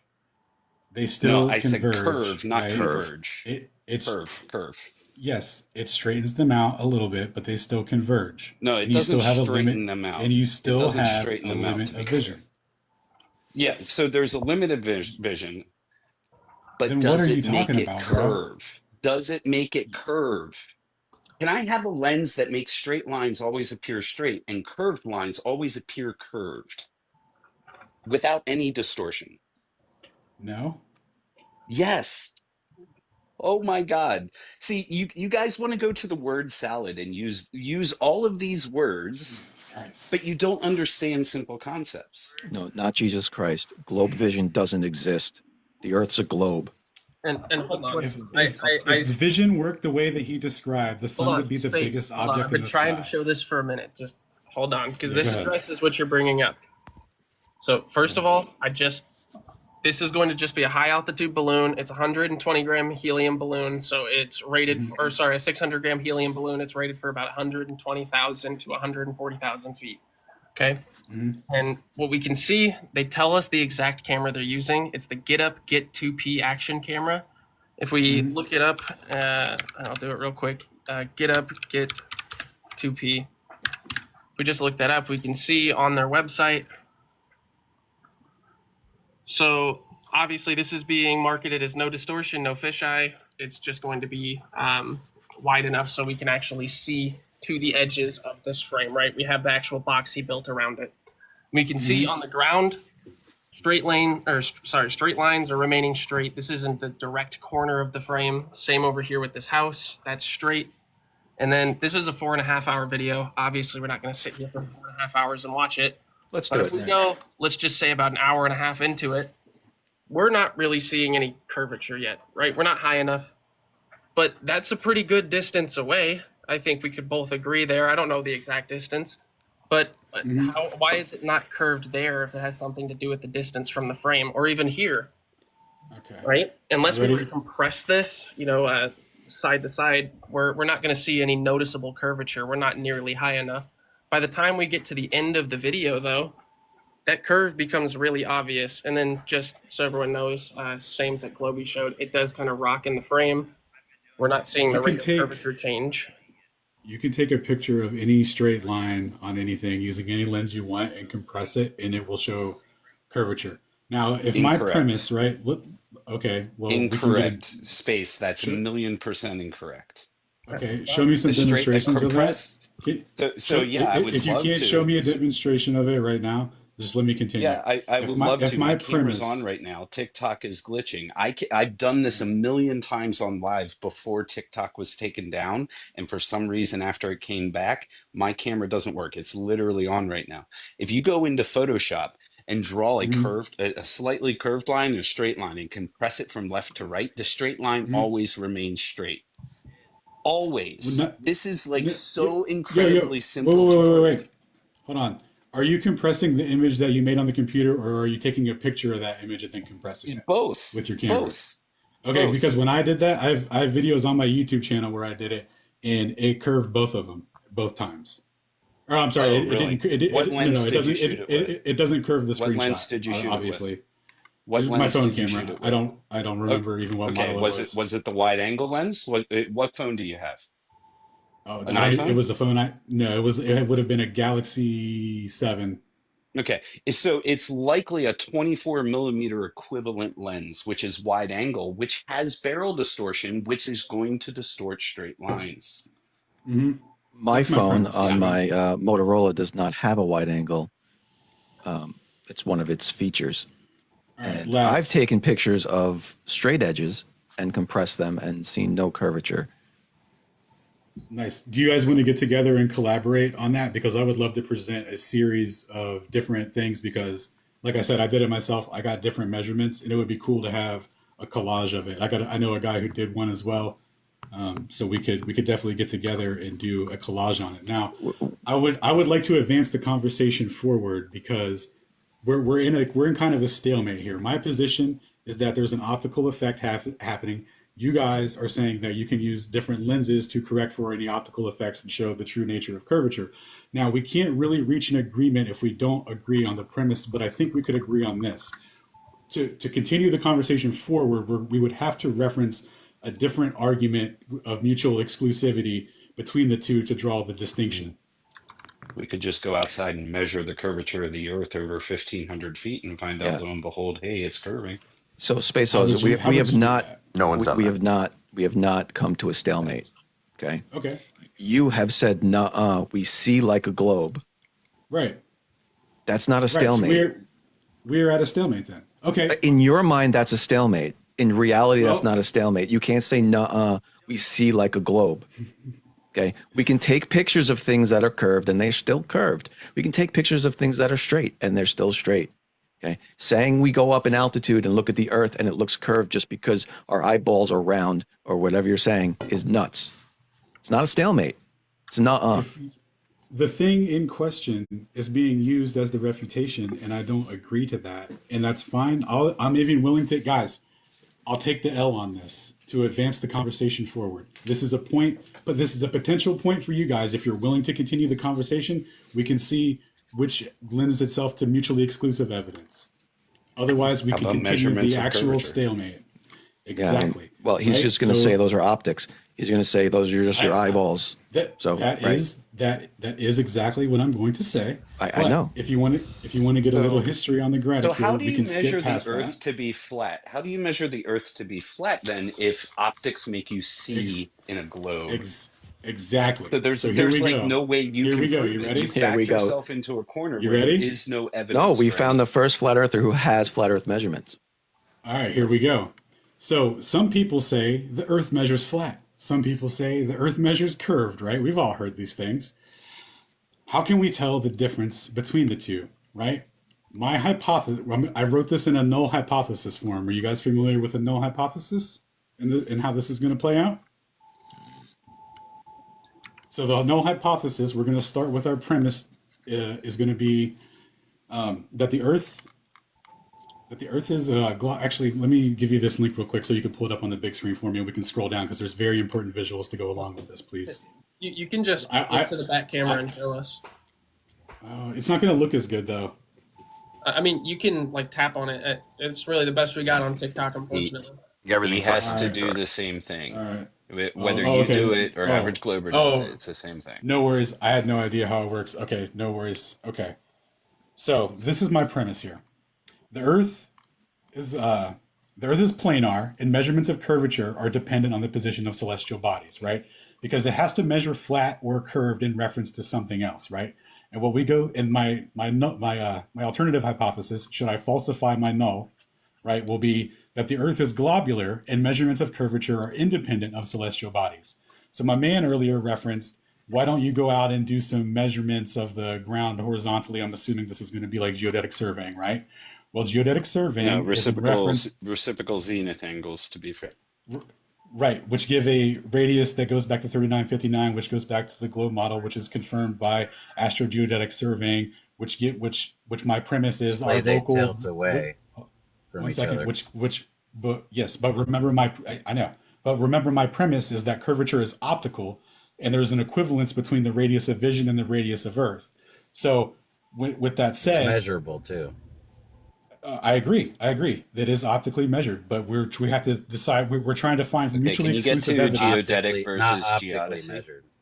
Measured. Yes. So for geodetic surveying, what they do is they make horizontal measurements, and then they take zenith measurements of stars, and there's a deviation from their predicted spot, and they take the difference of that and make a astrogeodetic correction, like a deflection of the vertical, essentially. And they say that they have to be in alignment with Earth's, they have to be perpendicular to Earth's gravitational potential. And that's how they justify the correction, right?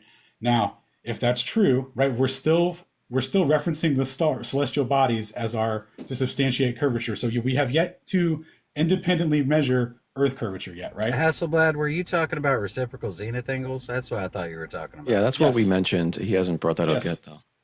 Oh yeah, I completely agree that reciprocal zenith angles are going to be your localized optical effect due to that curvature in Measured, your eye. not optical. So let's start. Why don't we start with what is your proof that our eyes do that? There's a deviation from Euclidean space, right? And that's our visual field, and that's curved, right? That's why train tracks Don't converge. say That's right. No. What's your evidence of this? Yeah. What's your evidence of this? I don't want to hear your theory. I got you. So on the website that I'm on right now, if you can see this picture, you see these shadows right here? I see nothing. What you need to do is turn on your camera. You have to press save. My bad. I have to press save. That makes a lot more sense. Yep. The whole time we didn't see anything you were showing. Oh, shoot. Okay. Sorry. Okay, let me go back. Oh, you were showing stuff? Yeah, I apologize. I'm new here. Thank you. You're going to show light shining a shadow from below onto clouds as some kind of proof of flat Earth? Yes. I love it. Go ahead. Globe vision, Level Devil.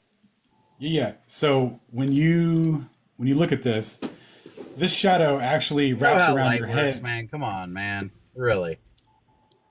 Please don't interrupt. Do you know what corpuscular and anti-corpuscular rays are? Yes. I've never heard of them. Jesus, man. We've been having this conversation for years. You're not saying anything we haven't heard. Wow. Sorry, I don't mean to ask it in like a condescending or anything like way. It's more like conversationally for the audience and stuff. It's just just get to your point and land the plane is the point. Oh, gotcha. Kind of gave out our argument for this before you even started. Yeah. Okay, my bad. So anyway, we see corpuscular and anti-corpuscular rays. They wrap around us. That's due to our dome of vision. We see in a 360-degree dome, and that also works with shadows. You can go to Taboo Conspiracy on YouTube and type shadows in his search bar and watch the video of a shadow doing the same thing as an anti-corpuscular ray. So we have this relationship. Where does the light source have to be to create a shadow? Where's the light source in relation to this shadow? In front of the object, depending on where you're at, I guess. 180 degrees away from the shadow, right? Sure, yeah. And we can determine the direction of the light by just looking at the shadow, right? The shadow will point to the light source. Hey, real quick, can I drop for a second to let JT up? I think he has something to show that will demonstrate this.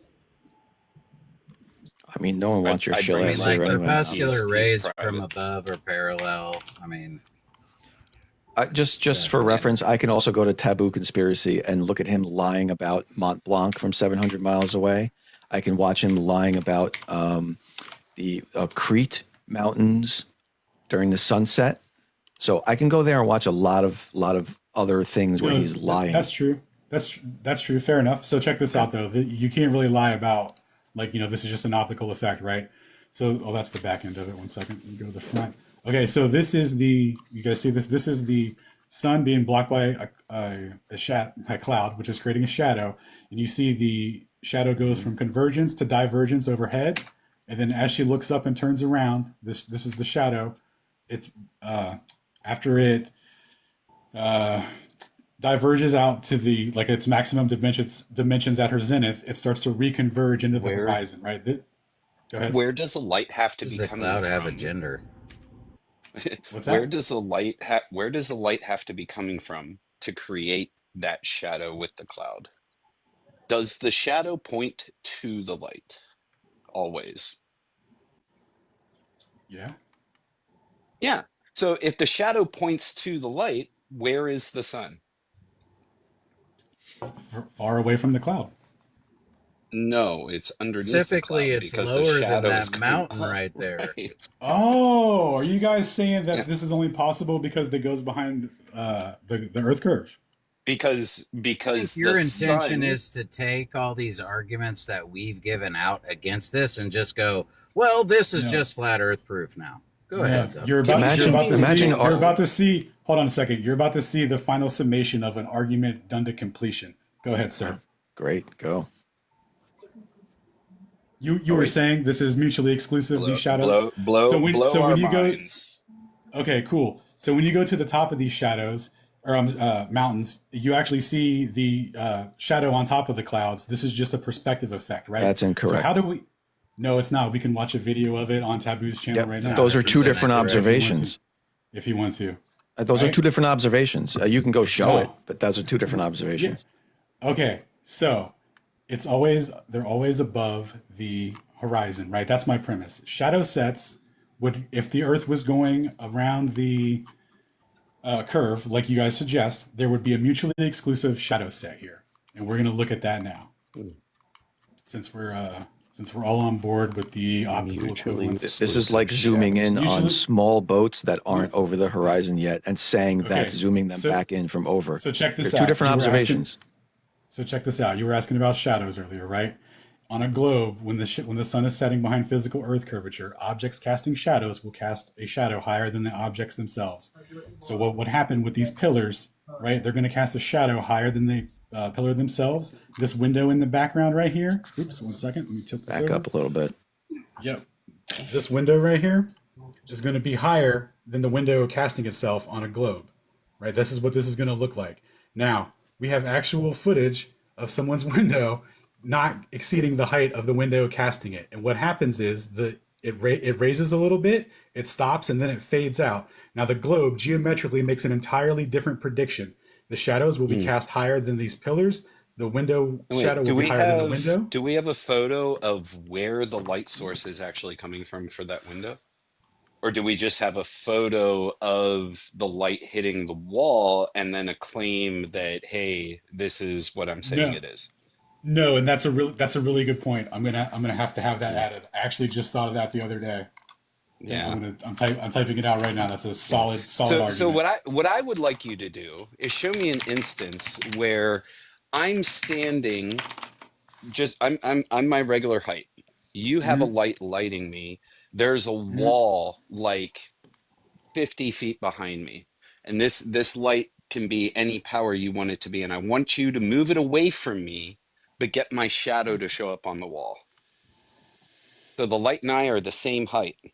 You move it away from me, you get the shadow to be like my feet and everything are up on the wall. Sorry, what do you mean? Say that again.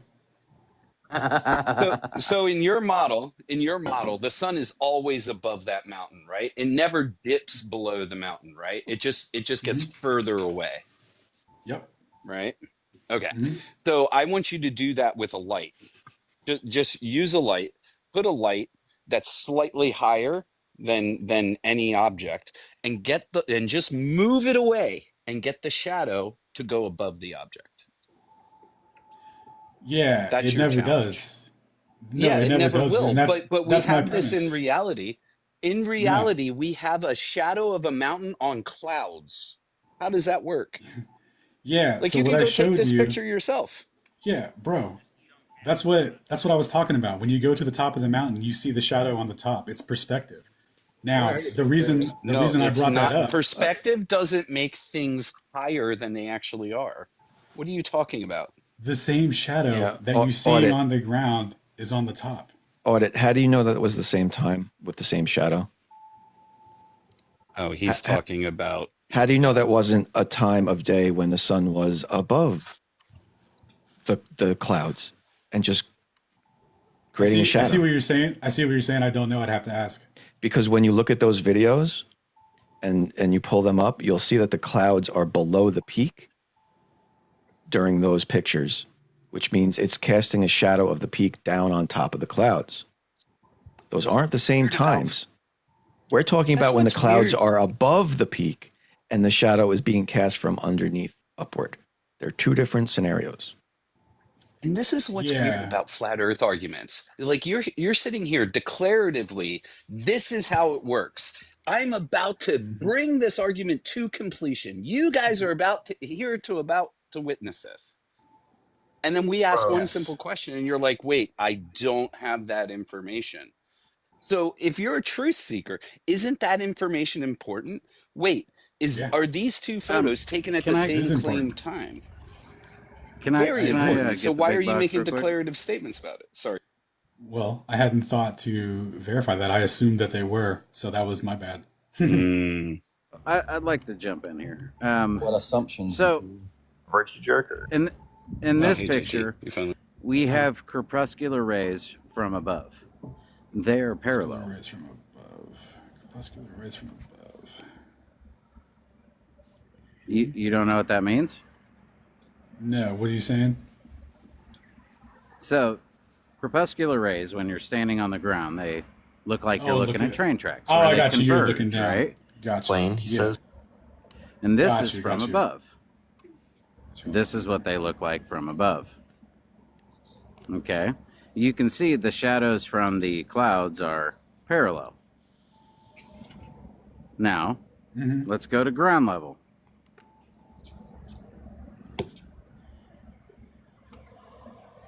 This is on a beach. These are shadows of people standing on a beach. They're parallel. How does that happen on a localized sun? Like, shouldn't they diverge?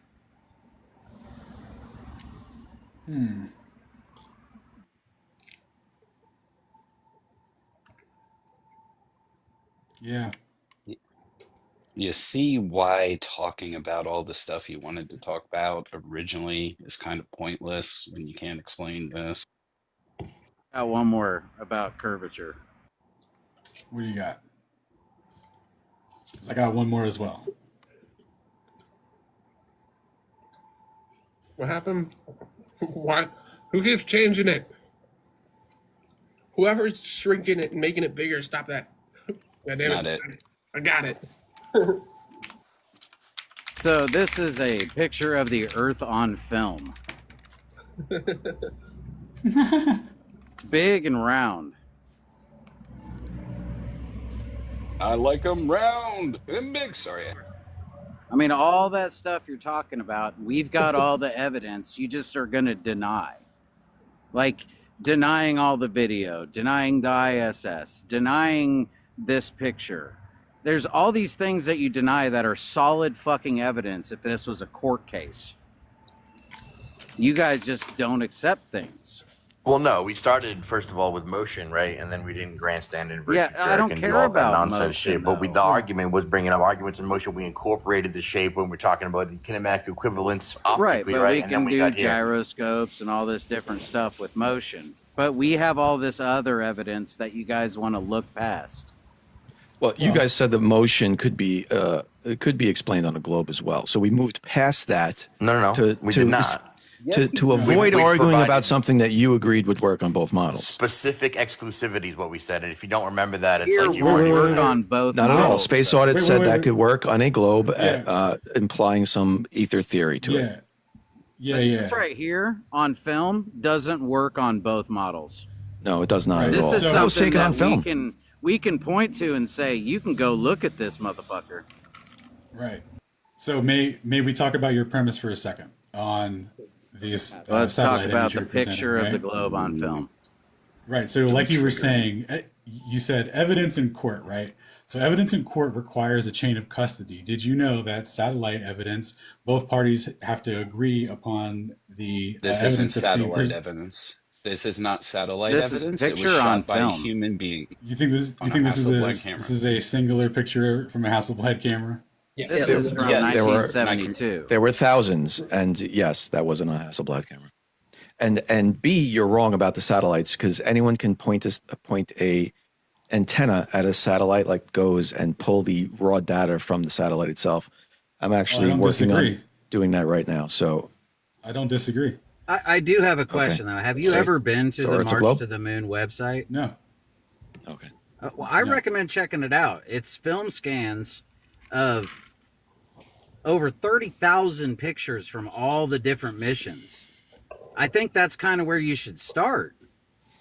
Yeah, what All they did shot was they by pulled human all the beings. film out of storage and cold storage, and they threw it all through a scanner to digitally archive it all. And you can see all the film rolls in order. I mean, some of the pictures are nothing. Some of them are bad. Some of them are shit because they're just snapping pictures. I don't know if you're old enough to remember film cameras or not, but yeah, you didn't know what you were Some taking a shitty picture ones. of. It was always shitty pictures, and you develop them, and you're like, half this roll is shit, right? But they're all on there, the shitty ones, the good ones, thousands of pictures on film. They even scanned the frames that had light leak from when they loaded the back of the camera. Nice. So, Yeah. real quick, let's do what was the last thing you were talking about right before? Wait, are we going to deal with Was it the these crepuscular photos? rays from above and how they match up with the shadows on the Right. ground? They're all Right. parallel, and that doesn't work on a localized sun. Yeah, I'd have to think about some like the perspective and location of the camera and time of day more, but I see what you're saying, but I have to think more about it. Why But I does the think I location of have the camera matter? because the effect will be different if you're further away. Like Well, they're No, from it doesn't above. That matter was the how point. far away you go. Those shadows will always remain parallel with that Excuse lens. me. From above. If you're at the zenith of the object creating the shadow using that lens, it doesn't matter how far away you go until you get so far away that it can no longer be resolved. The shadows will always be parallel. The only way the position of the camera matters is if you then come down to the ground and either shoot with the light source to your back or the light source coming into the camera, then the shadows will appear to either diverge or converge.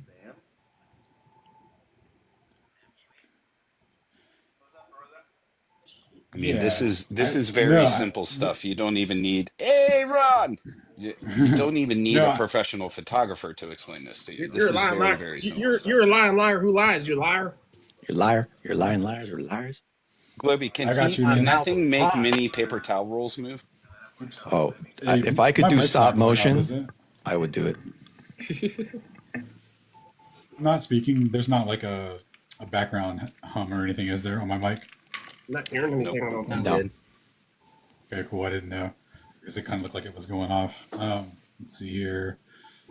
So, no, I see what you're saying, Hasselblad. You've given me some stuff to consider and think about. I'm Well, very much appreciative. Okay. how do we deal with the photo of the globe that he has up? Right. I was about to say, Oh, then now we can move so on to the next topic that I brought up. so globe space or what is this from again? You said This is Mark, the 1972 1972 Blue Blue Marble. Marble. Apollo 17. the blue marble. Is that the one that they Hasselblad. admit that it was That is photoshopped not and the all one that? that was photoshopped. No, No. that was in All right, so this 2002 by The Robert one that was Simmons. photoshopped and cropped together has a picture of North America on it.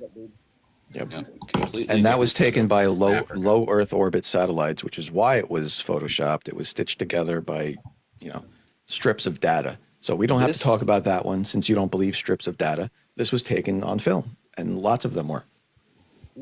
this one was shot 18,000 miles away from Earth, approximately, give or take a few hundred miles, on a 70 millimeter camera with a 70 millimeter lens. What's really, really interesting is there's a guy on TikTok named Stingray who does 3D animations. He used to be a 3D animator for films and games. And he asked me, "Hey, what's the lens equivalent for that lens and what was the distance away?" Now, given what we're told the size of the Earth is, the diameter of the Earth, and the said distance of that photo, and the equivalent lens, which is approximately a 43 millimeter lens on a 35 millimeter camera instead of a 70 millimeter on a 70 millimeter, because equivalents are measured in 35 millimeter cameras. When he did that and used a perspective camera with that focal length on and spun the ball to show Africa and Saudi Arabia, it matched almost perfectly. That's kind of weird. given the information we're told, we recreated the photo in reality just with, hey, it was this lens at this distance pointed at this object is that big. Yeah, that is weird. I do not have a refutation for that at the moment.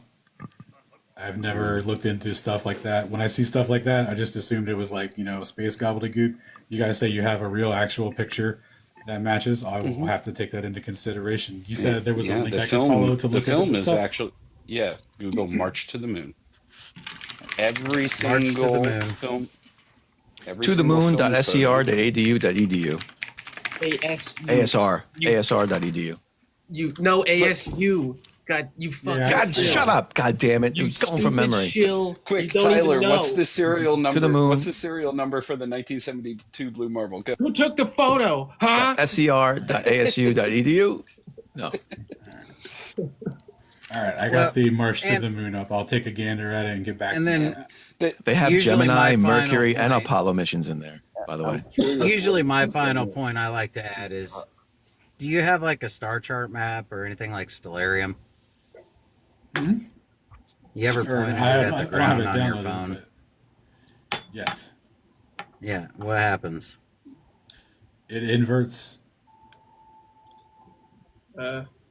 It inverts. What do you mean?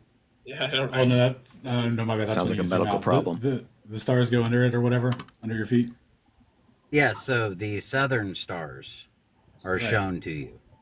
Yep. And you can actually get online on like TikTok with somebody in the southern hemisphere and have them show you if those stars are there. Right. So that's a good point. I do not disagree to that, but my premise, though, on that, real quick, that's just represented by a negative coordinate system. If there's an optical equivalence between the Negative radius of your coordinate vision- system. Have you ever been to the fucking southern hemisphere? Listen, I'm saying mapping it out though on a globe, making it symmetrical. If we see in two star fields, one northern, one southern, you would map it out with a negative coordinate system, and there would be just a mathematical equivalence between Space the two. It audit. wouldn't be You need mutually to exclusive. pull yourself together. A negative coordinate. Listen, This is going to sound listen, aggressive, do- okay? no, And I listen, don't mean do it to not- sound listen, aggressive hey, because you seem like listen, a nice no, guy. Listen. We're having a great conversation. We're at disagreement. If you start to gaslight me or control, I'm not going to sit here and be controlled. I'm not going to gaslight you. I'm not going to gaslight you. I'm not going to be concern trolled. Do not finish your statement. Concern trolled? I don't know what that means. We're having a great conversation. Yeah. His story's I can tell breaking by down. whatever you're. Cornered, so No. he's trying to run. No, because you're literally making stuff up as you go along. And the fact that you either don't realize it means you're ignorant or you're just a troll. Yeah. So No, my premise has been optical this whole time. this is right? what I We're came going I don't over- care what your premise is. You have no evidence of this optical. yeah. So I've evidence. been waiting forever to do this. So since Josh can't do it, you or Globy help me do it. Okay. So I actually have a picture. And this is a straight line in this flight deck of my aircraft that I used to fly. I'm fixing to start flying it again. These are also straight lines looking out the windscreen. Yeah, I'm going back to the Airbus from the 777. These are all straight lines. So I've never really done this. So how do I compress this to show him that that straight line is not going to curve due to compressing the photo? If you don't have Photoshop or software. Photoshop. Yeah, no, this is a photo editing software. I just don't know which tool to use. It would be I'm asking go the to- photographer. I'm asking It's the not photographer. crop. Not crop. So in Photoshop, it's called free transform. So this is Uh, this. Hold on, I'll tell you the program. It's ACDC. I don't know. That's what it is. It's a home photo studio home thing. Okay, let me Google it real quick. I'll tell you. All right. While he's doing that, space audit. Resize. resize. I went live on TikTok 3 years ago. Jesus Christ, that's a long time. 3 years ago, God, I get went. him off the screen. I went live. We love our run. I went live 3 years ago with a gentleman in South Africa and a gentleman in Australia who's a concave earther. I did also have a flat earther with us, but the sky was cloudy, so we couldn't make the observation. But what we did was we looked to find the Southern Cross live at the same time, simultaneous, multi-continent live, beauty of technology, right?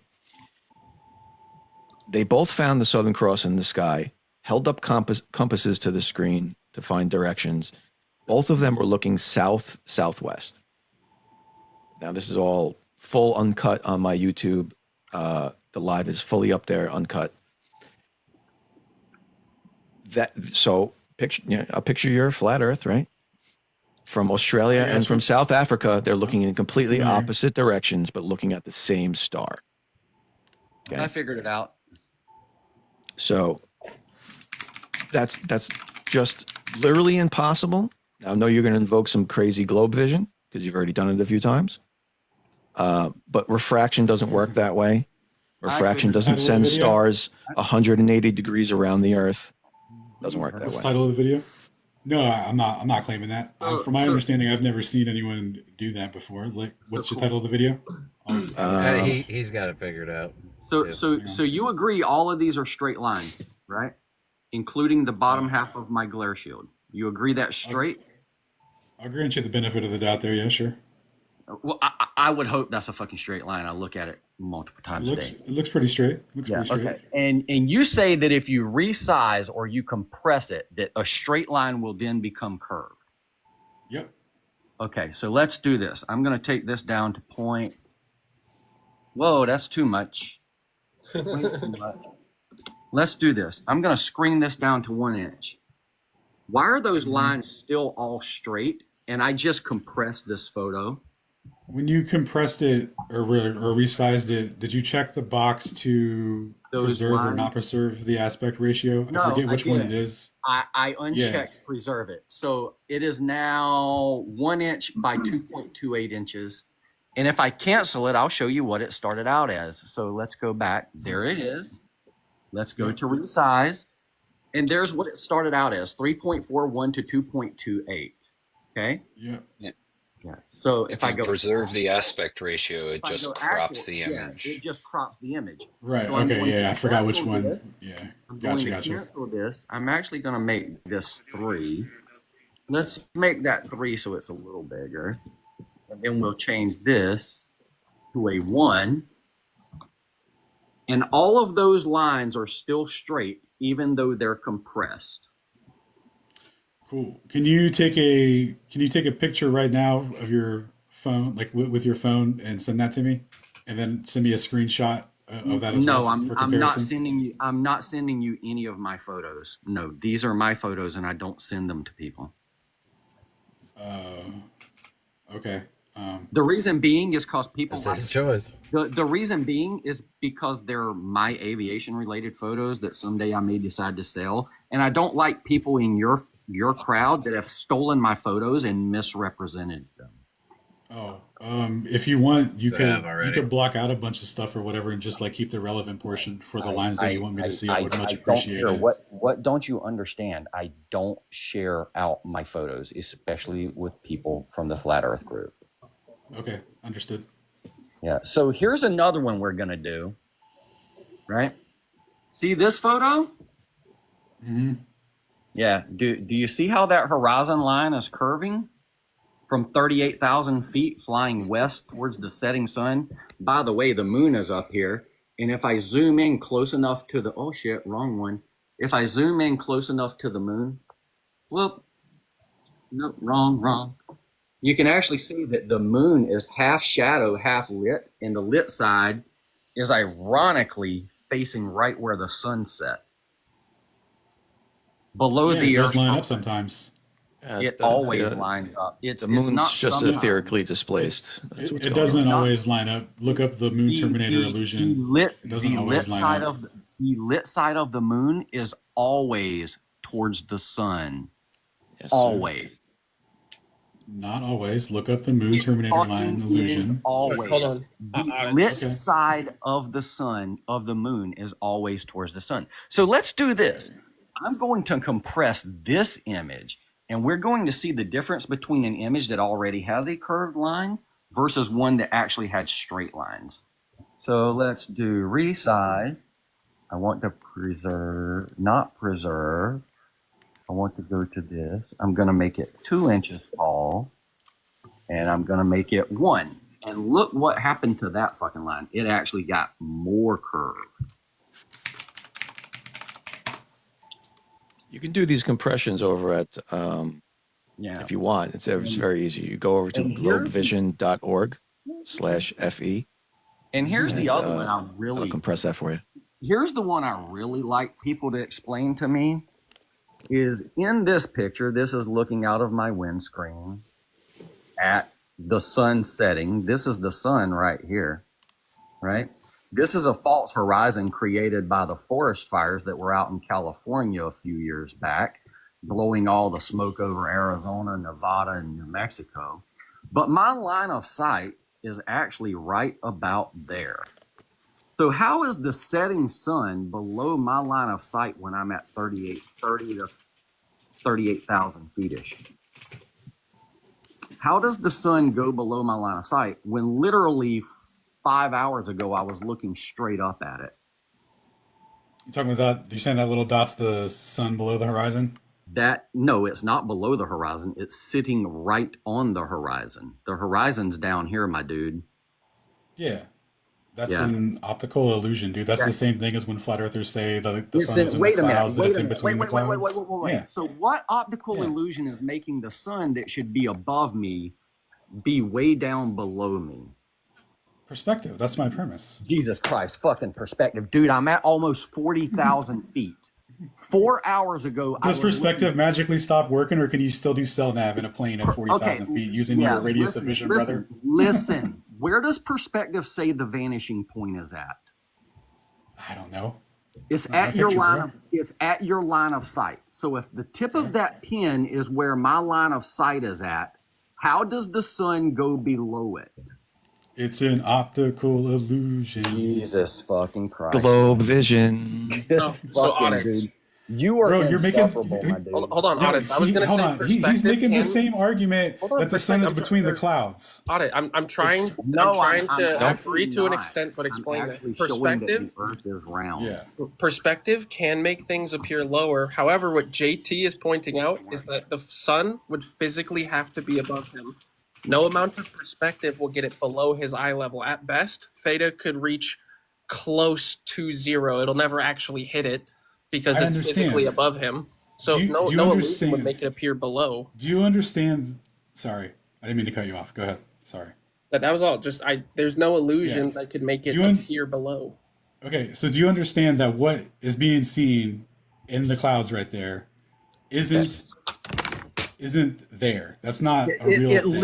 It literally that's is. That's not the real sun. Do you understand that? That's an apparent object. That is the that's real where it looks fucking like sun. Hey, dude, I will put you in the fucking airplane. We'll go up and look at a sunset, and then you tell me that's not the real sun. Bro, we never see the real sun, not even in your guys' model. Wow. We never see anything. Everything's apparent. So stop with the apparent stuff. Hold on 1 second, guys. I can somewhat agree with them on this. Can you put me in the big box? Yeah. This is just going to be refracted. This is a bait and switch. This is what he's trying to say, is that it's the apparent sun, but that's still, if you're talking about our model, we're talking about refraction is showing it higher than it is, right? Like that's all you're saying. Is that correct? Yes, that sun. Okay, so that's on the globe model. There does not correspond I understand to the ground that, position. It's an optical illusion in the clouds. Yeah, I understand that. So how come it's below his eye line, even with refraction, as he's in a plane 40,000 feet up? Like, that doesn't even make sense. The way we know refraction works is that it lifts things up, right? So you're saying that the sun is actually below the ground in real time while you can see it coming up over the horizon. That's what you're saying, but you're not saying it. So here you go. It's a function of his altitude versus how far away the sun is to him. That focal point that he is seeing there is an optical illusion. That is not a relation to the position of the sun. Yes, it is. It always is, bro. No, it's not a fucking optical illusion, dude. It's That not argument as fucking well, optical in my illusion. opinion. Dude, his argument is no better than when flat earthers say Yeah, that the you know sun is why? between the clouds. Because flat earthers don't understand this. So here goes 4 hours earlier. Was the sun half cut off? Yeah, Like, level. Give me a what second. the hell? So here you go. This is the sun at minus 4 hours. 4 hours earlier. This is my aircraft. Let's say I was at, I'll give you 36,000 feet. Okay. Mm-hmm. This is the sun. 2 hours later, the sun is now over here. Right? Here's my line of sight coming straight out of the aircraft. But 4 hours later at sunset, when the sun is down here, my line of sight is now below, or the sun is now below my line of sight across the horizon of the earth and on the other side. But the distance of the sun from the earth never fucking changed. It's just the earth is a rotating spherical object, which is exactly how I navigate it, by the way. I haven't. Per Do you fraction, use it it would be using- just a hair lower. Do you use it using your star map? Do I use a star map to navigate? Or what the fuck? Yeah, you know, the latitude and longitude system. Yeah, it's not a star map. Ooh, actually, it was derived explicitly from ground positions of the stars on the equinox. It was, but it's not a star map. It's precisely what it is. A star map shows you the fucking position of the stars in your night sky. It's a map of the sky. A nautical chart is not a star map. It's not showing you the night sky. It is showing you your position relative to a globe via a coordinate system. Right, the spherical That's latitude JT longitude there. system. You try was acting derived like from you're positions smart. of the stars. You try acting Listen. like you are smart, but you are a very Actually- ignorant person. So actually, most of our navigational charts now are derived off the WGS 84 model. Yes, So- they are. Nice. What? Okay, do you guys?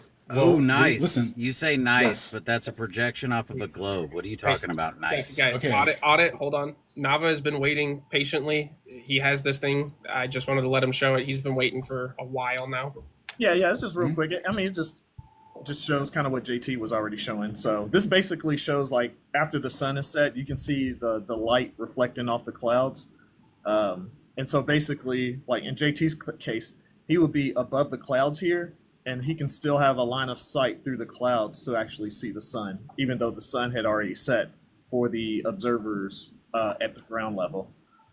And so, you know, somebody want to see the math on how to derive how high the clouds are. You know. But that's all I wanted to show. It was just kind of what JT was trying to already explain. But also, if you did want to go Look. Yeah. If anybody want to see the source, here you go. Fundamental Physics. It's a pretty good book. By the way, I just realized we're at 105 viewers. If you guys want to, feel free to follow. If you don't want to, you don't have to, obviously. Also, if anyone... Everybody tap the screen, share out the live. Yeah, if you guys want to tap on the screen, that's the best way to get the viewers up. Best way to support me completely for free. So, yeah, that's all. If you guys are enjoying it, I'm going to try to do these lives more often before TikTok disappears into the ethereal wind. Flick Glober's box. And Space Audit, I was going to say, like, yeah, so you don't need to look at the star charts to derive spherical coordinates, latitude and longitude. Since the Earth is a sphere, we can just set some point on the surface of the Earth, which will be a radius, and then we can derive the latitude and longitude points directly. So latitude and longitude, they only work because the Earth is a sphere, and you have to find some way of creating a coordinate system that works. But since these 2 points, like you can use like this point to this point, it'll make an arc. So you can use the arc length between 2 points, and those distances will be a whole lot greater than if the Earth was topographically flat. So that's another way of how we can measure that the Earth is a sphere and not flat. Yes, I do. Yeah. So Tyler, real quick, just so you know, I'm just 2 hours later, and I'm just telling you now, so I apologize, but you've been simulcast over YouTube this whole time. I already knew that. I saw the notification go live. Okay. Yeah. Good. Yeah. I mean, we got 41 viewers over there. Yeah. So in other words, if Whatever you this got any money at all, you owe me. So I'll be awaiting my payment. If you need my PayPal or anything, just let me know. I'll be Hey, uploading all of my Steve, 0 cents I've earned today to you. Yeah, hey, I Steve, will take it. can I get the big box back, Tyler? No. Ah, fuck. Oh, 1 second. Can I respond to Tyler real quick? Yeah, sure. Because that was a very nice prez there. No, that was Nava. That was Nava. Oh no, I'm sorry. That was nice. So the latitude longitude system are converted to celestial right ascension and declination angles. Like the coordinate system itself, right, is in reference to specific positions of the stars on a certain day. So when you what was the other thing you said? I kind of lost my train of thought. You can derive It was basically what's that? Derive the latitude. Azimuthal grid of vision and get it over with. Yeah, that's curved visual space. That's what we see in. We see in that dome. When you look at still vision, what do you think? It looks the exact same. Another interruption. Everyone say cheers or your mom's a hoe. Cheers. Cheers. Cool. All right, you can continue now. Yep. Mom's still a hoe. Yeah, I was about to say the same thing. Yeah, but so right. Hold on 1 second. So hold on 1 second. When you when you were talking about units of measurement as the confirmation, right? All units of measurement are derived as a fraction of the coordinate system itself, which is why the distances work out. Which is why you can use the coordinate system to cosine to stars and traverse the land because the ratio of that angle is going to be the distance. So, but you're like they're not mutually exclusive, like deriving one from the other. One made the other. But there's a big problem with that. Like a lot of that stuff. I'm sorry, what was that? Right, but my premise is how we can determine the mutually exclusive evidence through not just optical things. It's not. It is for mutual example, to the globe, is what I was trying to say. Yeah, you have to transform to one or the other. You can't visually represent a flat Earth, but use the transform for a globe and then say it just works. Exactly. Okay. Oh, it does. It does. No, that's called being a liar. Okay. No. So That's if the- you're gonna that- that's if a you're gonna function of show the a mass. flat Earth, if you're gonna show a flat Earth, then you have to use the So the Gleason's map is a projection of the globe, right? So the coordinate system there represents it's a globe. It's projection. It's a projection of a spherical coordinate system. Yeah, Correct. Yeah, latitude and That's what it's a longitude projection line of. up. One of the Latitude and projections longitude is a line up globe. with land masses, though, on the Gleason's map. It's just distances that are a huge fucking problem with that thing. No, the distances aren't a problem. You can't draw straight lines on the Gleason unless you're going in the north-south directions because that's where it's been linearized and flattened out. You have to make arcs around it. There's a bezel function correction that you can apply. You can get the corresponding because it's ground when you apply it. Because it's derived from a globe. Listen, the function of that you're coordinate doing what system is Stephen that- Alonso. You're doing what Stephen Alonso did, who I'm sure you know, right? So I'm he's vaguely claiming familiar now. with him, He's claiming but he's claiming now Right. that the 24-hour sun in Antarctica works perfectly on a flat Earth map, because if you just take a flat Earth map and use the globe transform while visually representing the flat Earth, it all works.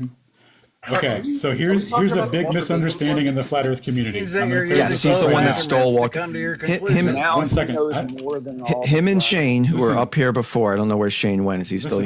here? They both stole Walter Bislin's model. So is I'd this like to what do we're a talking about PSA then? real quick. Oh, hold on. I'd like Is to this do what a we're talking PSA. about? Okay. Go ahead. Just so I'm on the Yes. same page. Yep. Okay. Okay. So here we go. 180-degree refraction. 180-degree refraction. Okay. Yeah, which 1 doesn't second. exist. Before we get to the sun, let's start with the correction or the misunderstanding that Alonso and other flat earthers and concavers, etc., are all having right now. This coordinate system, this spherical coordinate system, right, represents the exact same thing across all projections. So this AE map, right, the position of the sun is like the GP position and the light distribution is accurately predicted, right? The globe accurately predicted as well. The globe concave did, map. not this. Listen. I know optically it doesn't look like that, but we'll get to my explanation for that in a second, right? Fuller I'm talking explanation. about Listen. For you, All right, go you ahead. can conceptualize it as the globe projection, and this is how retarded it would look if it was flat, right? You can feel Be free. careful with that. Right? We're on TikTok. Be careful. I apologize. I apologize. Can't use that you here. can- It's draconian. Yeah, my bad. Shoot, that's a physics term too. I used it a couple times. I didn't realize. Okay, I apologize. Just So be a little careful. so- You're good. Yep. So anyway, all these maps using the latitude and longitude. If you're using latitude and longitude, you're using the spherical coordinate system, right? You're inherently using, what you guys would interpret as the globe. Now, these projections, because they are useful across any projection you want, right? We've used, or a lot of people have used the AE projection as how they're interpreting it, right? Flat.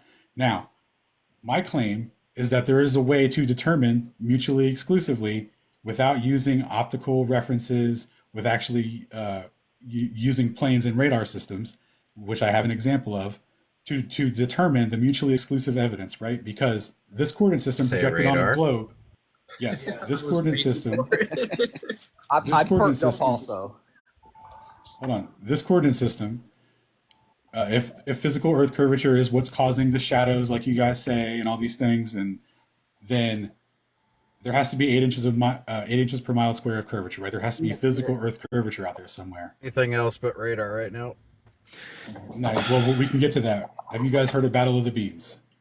Yeah, Look, I worked with radio, so did Nava, and I worked with radar, and so did Level Devil. So Yeah. But before we get to radar, you're literally being intellectually dishonest right now. yeah, absolutely. Oh, go ahead. How so? Let's clear it up. Because I already explained it, but you're visually representing the globe on a flat plane. Oh, right. And yes, that model can predict everything we see in reality. Stephen Alonso's model, you can download that and it'll show you exactly where the sun should be. Big box me again. Perfect. It works perfectly. We agree. Because he's using a globe transform. Oh, can you big box me real quick? Listen. Visually, it looks right because he's using a globe transform. In reality, light doesn't bend that way.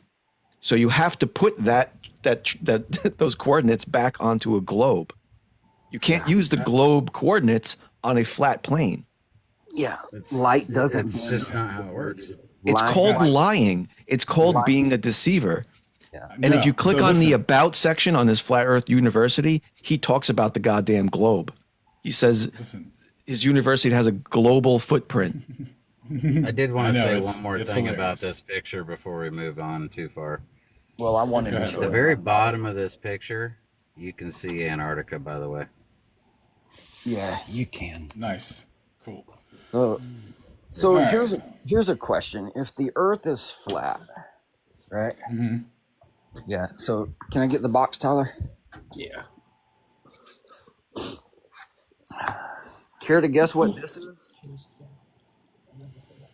What's that, sir? I'm seeing it. I know. Survey coordinates? What is it? No, this is an aeronautical navigation chart.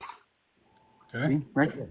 It's the IFR low end route navigation chart, L18 and L17, which happens to cover this area of Texas all the way across to just east of Atlanta, Georgia. These two areas right here. Yeah. Okay.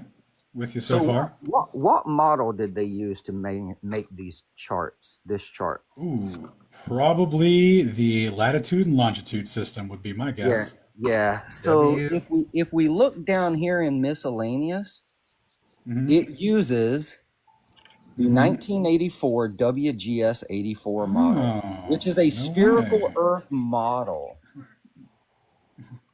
Now, what I'm going to do is open this up, and I want to ask a specific question. How many degrees are in a triangle? 180. Copy this. For a plane or for a right angle. 180. 180, actually every triangle, regardless if it's a right angle triangle and obtuse and acute, always equals 180. So on this chart, if I were to plot from this point right here, okay, down this line of latitude to this point right here, and then I came all the way up to this point right here, and I made that triangle, and I measured the degrees within that triangle. Why is it I will always get more than 180 degrees? Well, I'm so glad you referred back to geodetic surveying. Why is it I will always get more than 180 degrees if the Earth is a flat surface? Because You're if I draw that referencing, triangle, listen, because if I I'll draw tell you that right now. triangle, You want to know the answer? because if I draw that triangle on my flat garage floor, it will always equal 180, never more than 180. Can I take a stab at it? Yep. No. Or can I respond or? Yeah, I think I just want to put out there. I think it's because the Earth is curved. Okay, that's all.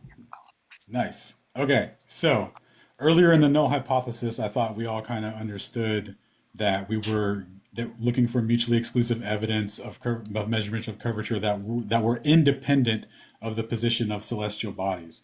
So what you This just has nothing to referenced, do with a celestial body. Well, what does if you this have would, to do with celestial bodies?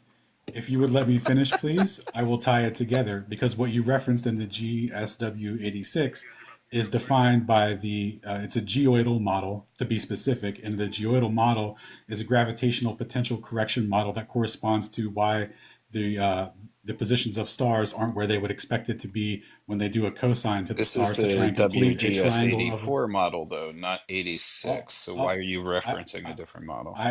well, one second, I apologize. They're all the same. They all represent the exact same thing. They're all geoidal models. That's not my point. Is if No, the no, no, no, Earth no, were no, no, no, not, no. It if is. the No, Earth listen. weren't, You don't know that it is your point, though. That's what I'm trying to get at. Because you don't understand what you just referenced was my original premise. And then you tried to teach it that to versus the world doesn't know what he means. if the Earth is not a geoid, which is a spherical object, why do it is I a gravitational navigate model. If the Earth Please. is not a geoid, which is a spherical object, why do I navigate it as if it is spherical? Host. Globe vision. No, because you're using a spherical coordinate system and all units of measurement are derived from it. But If host, the may I Earth were have flat, host? I wouldn't need a spherical system. Those coordinates wouldn't work on a flat plane and line up where they are. You do realize that, right? They absolutely would. And if you What would allow me happens to on the lay, Gleason's map in the southern hemisphere? Do the coordinates line up the same, or are they completely off?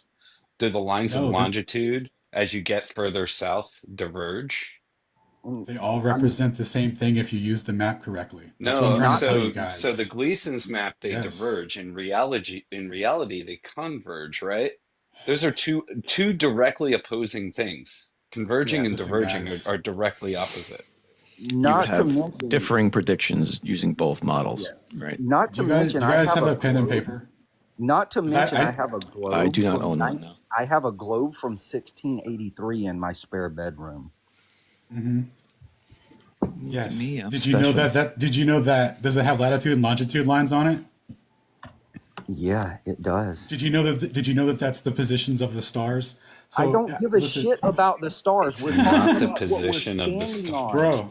bro, host, can I have 5 minutes to speak uninterrupted? I have a lot to respond to, and this is actually my original premise, but we kind of got onto other topics and stuff, and I listened to everyone out and heard their evidences, and I Let's took give notes them a to write minute down to check for things later. Yeah, that's Okay. fine. Let's give them a minute. We'll all respond. Thank you. Thank you. Okay, so any assignments. any GSW sort of model, right, is in reference to a geoidal model. GSW, yeah. Guys, uninterrupted. Say it right. Doesn't matter. That's Any a GS model Alright. is a geoid gravitational potential model. It is a correction to the position of the stars. What they first started with was the nautical almanac. They took a snapshot of the sky and where the positions of the stars were. They did cosines to those stars using units of measurement that were derived from a spherical coordinate system, where the unit of measurement would be derived from the distance from the North Pole to the equator. Now, using that ratio, what they would do is they would traverse the land and then they would take zenith measurements of stars. what they noticed was that the stars were never in the correct position to complete the triangle. So in other words, they should have looked up, and that star should have been dead center in the middle of their theodolite or telescope device that they were using to take the measurement. If it could complete the cosine the way that it would be, like he was pointing out with a 90-degree triangle earlier. I am at the minimum of the cam.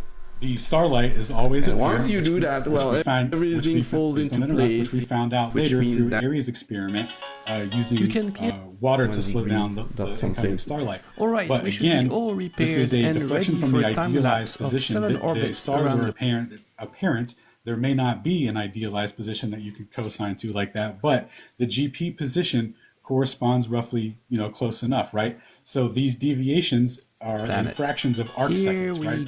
So when they're correcting, they're really correcting for like hundreds of feet or thousands of feet, depending on the deflection.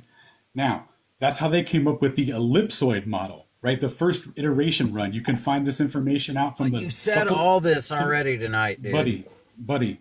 Then if it didn't sink in, and you're presenting the same thing as evidence, you're wrong. Okay. No, I'm not. I can bring up the sources to show you in real time. Just let me finish. Can you bring up the source? Uninterrupted, please. Yeah, can you bring up the source on how the WGS-84 was derived? Again. Can Yes. you bring up the source on how the WGS-84 was derived? Because it didn't use the stars at all. It doesn't use stars at all. That's not how they did it. They did it with he's survey. wrong about that with his immediate premise. So, I'm sorry. Don't interrupt him to correct him, please, everybody. Let him continue to be incorrect. Yes, please. Allow me to finish. Like I said, take notes, please, and then we could return to things and go We've through them already in heard order. all this tonight already from you. Well, then apparently you didn't understand it if you're sunk referencing in, the same thing. You're wrong with your conclusion. So audit, hold on. Yeah. Can you pull up the sources for us? I think that would help us all. So then we can all have something that we can all refer to. Yes. 1 second. Where'd Shane go, by the way? They derived the WGS-84 He had to go to bed. model. He works. Oh. The rare Wait, flat did you earther guys who come works. in here as a Sorry. pair? Yes, they did. Come in here as a pair. They did. They're both from YouTube. Yep. YouTube can't stick to a spinning ball, you fucking globers. All right. It is from a geoid, right? And it's using a reference ellipsoid. What source is this? Like, we only see part of your screen. Oh, sorry. This is from gisgeography.com/gs84. Good enough? Sure. Okay, cool. So what I was covering with the nautical almanac corrections and the deviations of the stars is the reference ellipsoid, right? So right off the bat, this is already in reference. The reference ellipsoid is based off of star positions. Okay, here we go. You ready?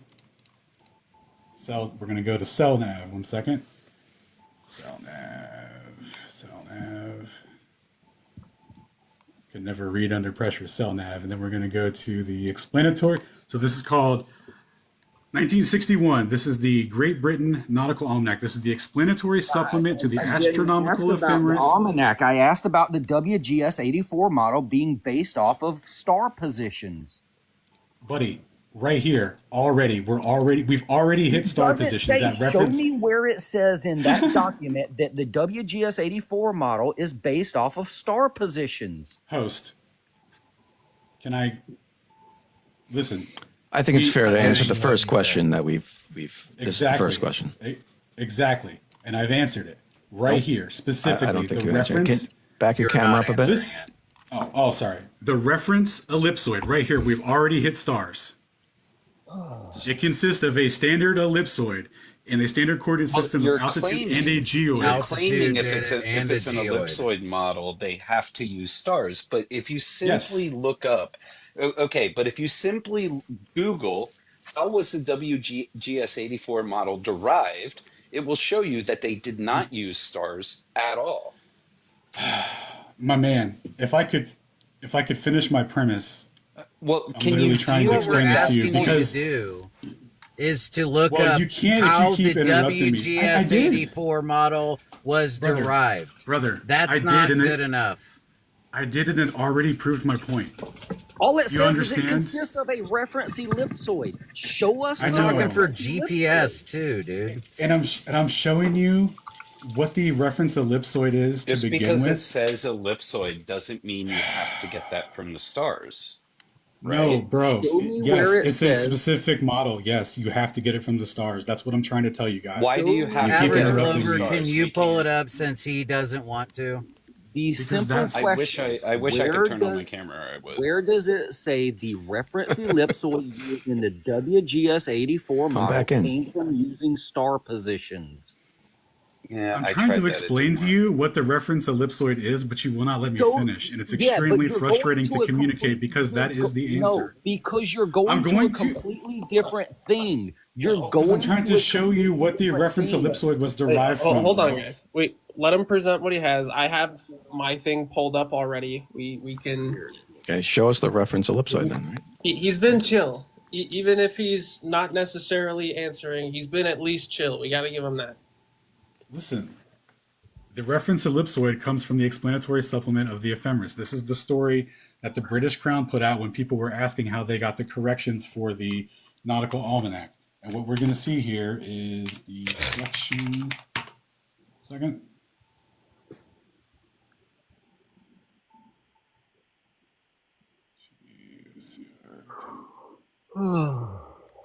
Oh, damn. Have you ever just Googled, is the Earth a globe? Just curious. Or what a reference ellipsoid is. Funny, when I was working with satellites and radio in the military, we based everything off of a spherical Earth also. That's funny. We actually just won a contract to build our first ever satellite. We've only built GPS systems for satellites in the past. nice. We're building an entire satellite now. I Is it wonder. gonna be a comms platform or? It is GPS satellite. Oh, nice. Yeah. All right. So what they show here, actually, I have screenshots prepared of the exact slides, but But this is the book that it's on from. balloons. I don't want to see your throwing here- together stuff. I want to see the source that says what you claim. Right here. So this is what they're referencing. This whole book is about how they got the corrections for the Nautical Almanac, how they derived the reference ellipsoid. So they had this spheroidal model, the half-word spheroid. They had which they need the exact dimensions of, right? And then they went around cosigning stars, and the deviations from that is the eccentricity of the ellipsoid. This is how they created it from positions of the stars. What you're going to see is conversion coordinates for geographic latitude and longitude, and all of that is based on basically transposing triangles in the sky to the ground and explaining the difference through the deflection of the vertical. Where does it Right, so say that's they derived the ellipsoid from the stars? Show me where it says that. I'm curious what This- his point is. Like, if we This grant is you because this, what is your because point? this is the reference ellipsoid, which is derived Show from me the in the stars. other document where it says the ellipsoid put came me in the from big box referencing real the quick. stars. Yeah. Buddy, I'm showing you the Nautical Almanac corrections where they went through and Listen measured it to through what I surveying. Let's read This about is a a reference ellipsoid. Listen to the question. Listen to the question. Show me where it says that the ellipsoid was derived from referencing stars. Getting there. He's getting there. Give him time. The entire book is that, bro. Oh, Jesus. Okay, but he's asking for a specific quote. Let me. Well, okay, so I hold have on. some screenshots prepared of the coordinate hold system on. transforms So and stuff, but he said he didn't want to see chopped together stuff. Okay, I The whole want book I is want literally to that, I want bro. to reference what this reference ellipsoid is. That's Yes. the most important part because I'm not sure where it got confused, but it doesn't have to do with the stars. This is what they're referring to. And this is going to be any source, right? You go to a nautical almanac reference ellipsoid. Same thing. The reference ellipsoid is the Earth. Exactly. Derived from the position correction angles to the stars. That's what my whole premise has been. Where does it say that? Show me where it says what you're stating it says. Bro. This is all going to come back to It's seeing. go to Google it. Go to Google and type deflection of the vertical. Yeah. Josh knows Hey, where here's it's a at. question. If the Earth is flat, why do I fly south from Australia to get to South All America? arguments lead back to seeing in Globe vision. Oh, there's Fred. I know. That's why we need mutually exclusive evidence Which to is determine stuff. ridiculous. But it's and you hard to have get zero somewhere with you evidence guys. for it, and Right? we destroyed you on it earlier. So why do I fly Well- south? Why do I fly south out of Yes. Australia? You've been globe smacked. Why do I fly south out of Australia to get to South America? Because you're indoctrinated. Because you're using a spherical coordinate system, bro. Yeah, because the Earth is a fucking sphere, dude. Why would you use a spherical coordinate system on something that's not a sphere? Did you know that a radius and a circumference aren't mutually exclusive to a sphere, and that's all that's required for what's being done right here, dog? Jesus Christ. So why So did we just relax. Yes, That is why not do the we case at all. It's exactly. You need it Listen, to be a listen, sphere listen. and not a flat Hypothetically, circle. listen. Hypothetically, if the reference was to the stars, and you were using that spherical coordinate system to relate that, then it absolutely would. Awesome. So let's just give him. That's why this give works, him that bro. premise. Who cares? Yeah. He can have that premise. Let's talk about real fucking shit. Not to mention when I'm in the very bottom of Argentina, I look southeast to the sunrise. And if I can mention something like JT, you guys use the Havertz formula, right? Yeah, I use the Havertz formula. Yes, sir. So spherical coordinates. Again, is spherical, not flat. Yeah. So this right here is assuming the Earth is a perfect sphere. Now the adjustments have to be made because Earth isn't a perfect sphere. So we use the Havertz formula. Now the Havertz formula only cares about the shortest distance between 2 points on a sphere. So it doesn't have anything to do with navigating using celestial objects. So you can derive latitude and longitude. While you're typing, that is very loud. Oh, I apologize. I was taking notes. Sorry. Yeah, I was saying like using latitude and longitude, you can derive it based on the sphere without even caring about what the stars are doing. You just care about the object that you're on. Now, the problem with flat earthers is they can't use this equation based off a sphere and get it to work on a flat earth due to the fact that if we just take a sliced image of this, right? So you can use those same formulas and then derive like an arc length, right? So if the earth is curving, then if the earth is curving, this arc length path is going to be different than this secant line here. So if you're saying that the earth is topographically flat, and let's just say that there's mountains and stuff like that, it still wouldn't matter. This line right here, this value x, is going to be shorter than this value s, which is the arc length. And we can compare the distance, between the two to see which is more in line with the reality. And what we'll find is that this arc length, which you can derive using spherical coordinates, is more in line with the reality than if the Earth is topographically flat. All you have to do is travel the distance. So it doesn't matter about your how your eyes see, and we see things curved because of like globe vision or nothing like that. We just need to travel the distances, and we can prove that the Earth is a globe. Go ahead. Right. Okay. Cool. Much appreciated. And you're absolutely correct about the Havertz formula and trying to apply it to a flat Earth. Does not work. That is because the first of all, units of measurement are also derived from the same spherical coordinate system. But when you're using that reference and the corrections to it, right? Because as you said, the Earth is not a perfect sphere. There's deviations from it. And that's what I was going over earlier with how they found out that there was deviations in it is from correction angles to positions of the stars by using a deflection of the vertical. So again, we're already still referencing the stars without even realizing That's it. what I'm saying. Yeah. The Havertz sign only cares about the surface of the object that you're on. It doesn't care about the stars. Now, the spherical coordinates that I derived, the spherical coordinates I derived, right? They use latitude and longitude. Now, this is only assuming a perfect sphere. Now, if you want a more accurate of equations to figure out the shortest path between 2 points on the sphere, you use the Havertz formula, so it can make those corrections, but it doesn't care about what the stars are doing. It's not necessarily like I maybe there's a hiccup here, right? When you're referencing latitude and longitude, you're already referencing the stars. When you're talking about what you can reference the stars. Hold, please. Go ahead. Yeah. Now, when you're using units of measurement, right, with your Havertz formula, all units of measurement are a fraction of the terrestrial meridian, which is referencing the latitude and longitude system, and if you were to linearize it and flatten it out like on an AE map, it would be the linear portion between the North Pole and the equator. So the ratios for distances using the Haversine formula and units of measurement derived from all that is going to work out because you're referencing a spherical coordinate system that is derived specifically from positions of the stars at all avenues.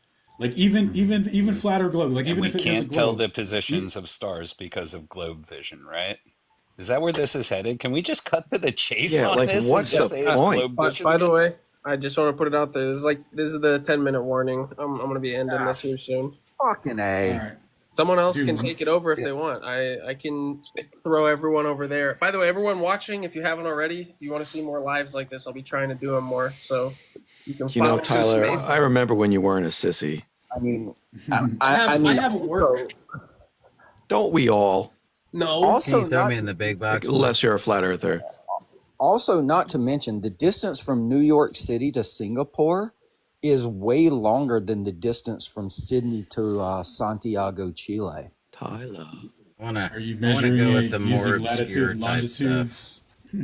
I Make it measure it quick. because I know the distances because I've measured them out on aeronautical charts and I know how long the flights Right. take and what airplanes fly Right, them. and as we already Yeah. covered, So your again, geoid and reference ellipsoid are derived from the stars, which is in again, reference if to the this my Earth- premise. So again, if the Earth is flat, the northern hemisphere is closer to the center of that circle, right? You agree? The northern hemisphere is the inner portion of that circle. You agree? Is this with or without globe vision? It has to be on Pizza Pie Land. So- But so we it's can't a tell if very it's simple Pizza question. Pie Land because we have globe Yeah. vision. Tyler, give me the big screen. Tyler.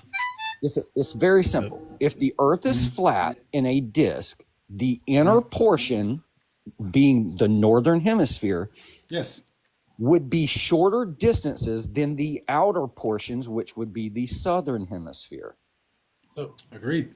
Okay, Hold on. so Who am I putting New on the big York- screen right now? So you agree that both New York and Singapore are in the northern hemisphere, and Santiago and Sydney are in the southern hemisphere. Yep. How is it that the distance from Santiago to Sydney is shorter than the distance from New York to Singapore? Are you drawing straight lines on a spherical coordinate system and determining that Jesus the distances Christ, are different? dude. No, Because if you I are, know then the you're doing it distances- wrong. I know That's the why I want to go distances with the these really aircraft They look fly. different. The- They look the I wanna get different, but crazy they're the answers. same, bro. Listen You're talking very to a pilot, closely. bro. Listen very I closely. know they're the same on all the distance- projections, though. The distance from New York to Singapore is 9,000 miles, and it is roughly an 18-hour flight. The distance Don't from disagree. Santiago to Sydney is You just disagree? over the distance No, I from don't. Santiago. The distance from Santiago to Sydney is just over 6,000 miles and takes roughly 13 hours. These I don't flights disagree. happen multiple times a week. We know Your the math doesn't work. distances traveled. So how is it that 2 points that are way far out on a spherical or a circular flat Earth is shorter than the distance between 2 places on the inner part of that circle? This is kind of what he's talking about. Qantas 64, this flight, is the same distance and time as this flight, which is American Airlines 52, Miami, Florida to Tel Aviv. Miami to Tel Aviv. This is the same distance, flight time as each other. This is because you can't represent the globe on a flat Earth without distortions. Guys, Right. did you not understand that this was my premise about Yeah, using the globe map vision. directly? We get it. Guess what? Distance No, and the length are the distances same are on a globe. Yeah, they're the Distances same and on length. the AE, bro. It just No, they're looks not. different. It just looks different. Yes, They that's can't just be the Wait, same. how are they the You same? cannot have Oh my the same distance. because they're stretched You out because can't- it's flattened out, bro. It's a spherical You coordinate system. can't- It's symmetrical. It looks different, Yes, but it's because not. the Earth is a fucking sphere. But it looks Bro, different. it's- You just fucking admitted it, dude. It's not as looks different, different, as it but looks. it's not. It's Because it's a different coordinate Yes. system, right?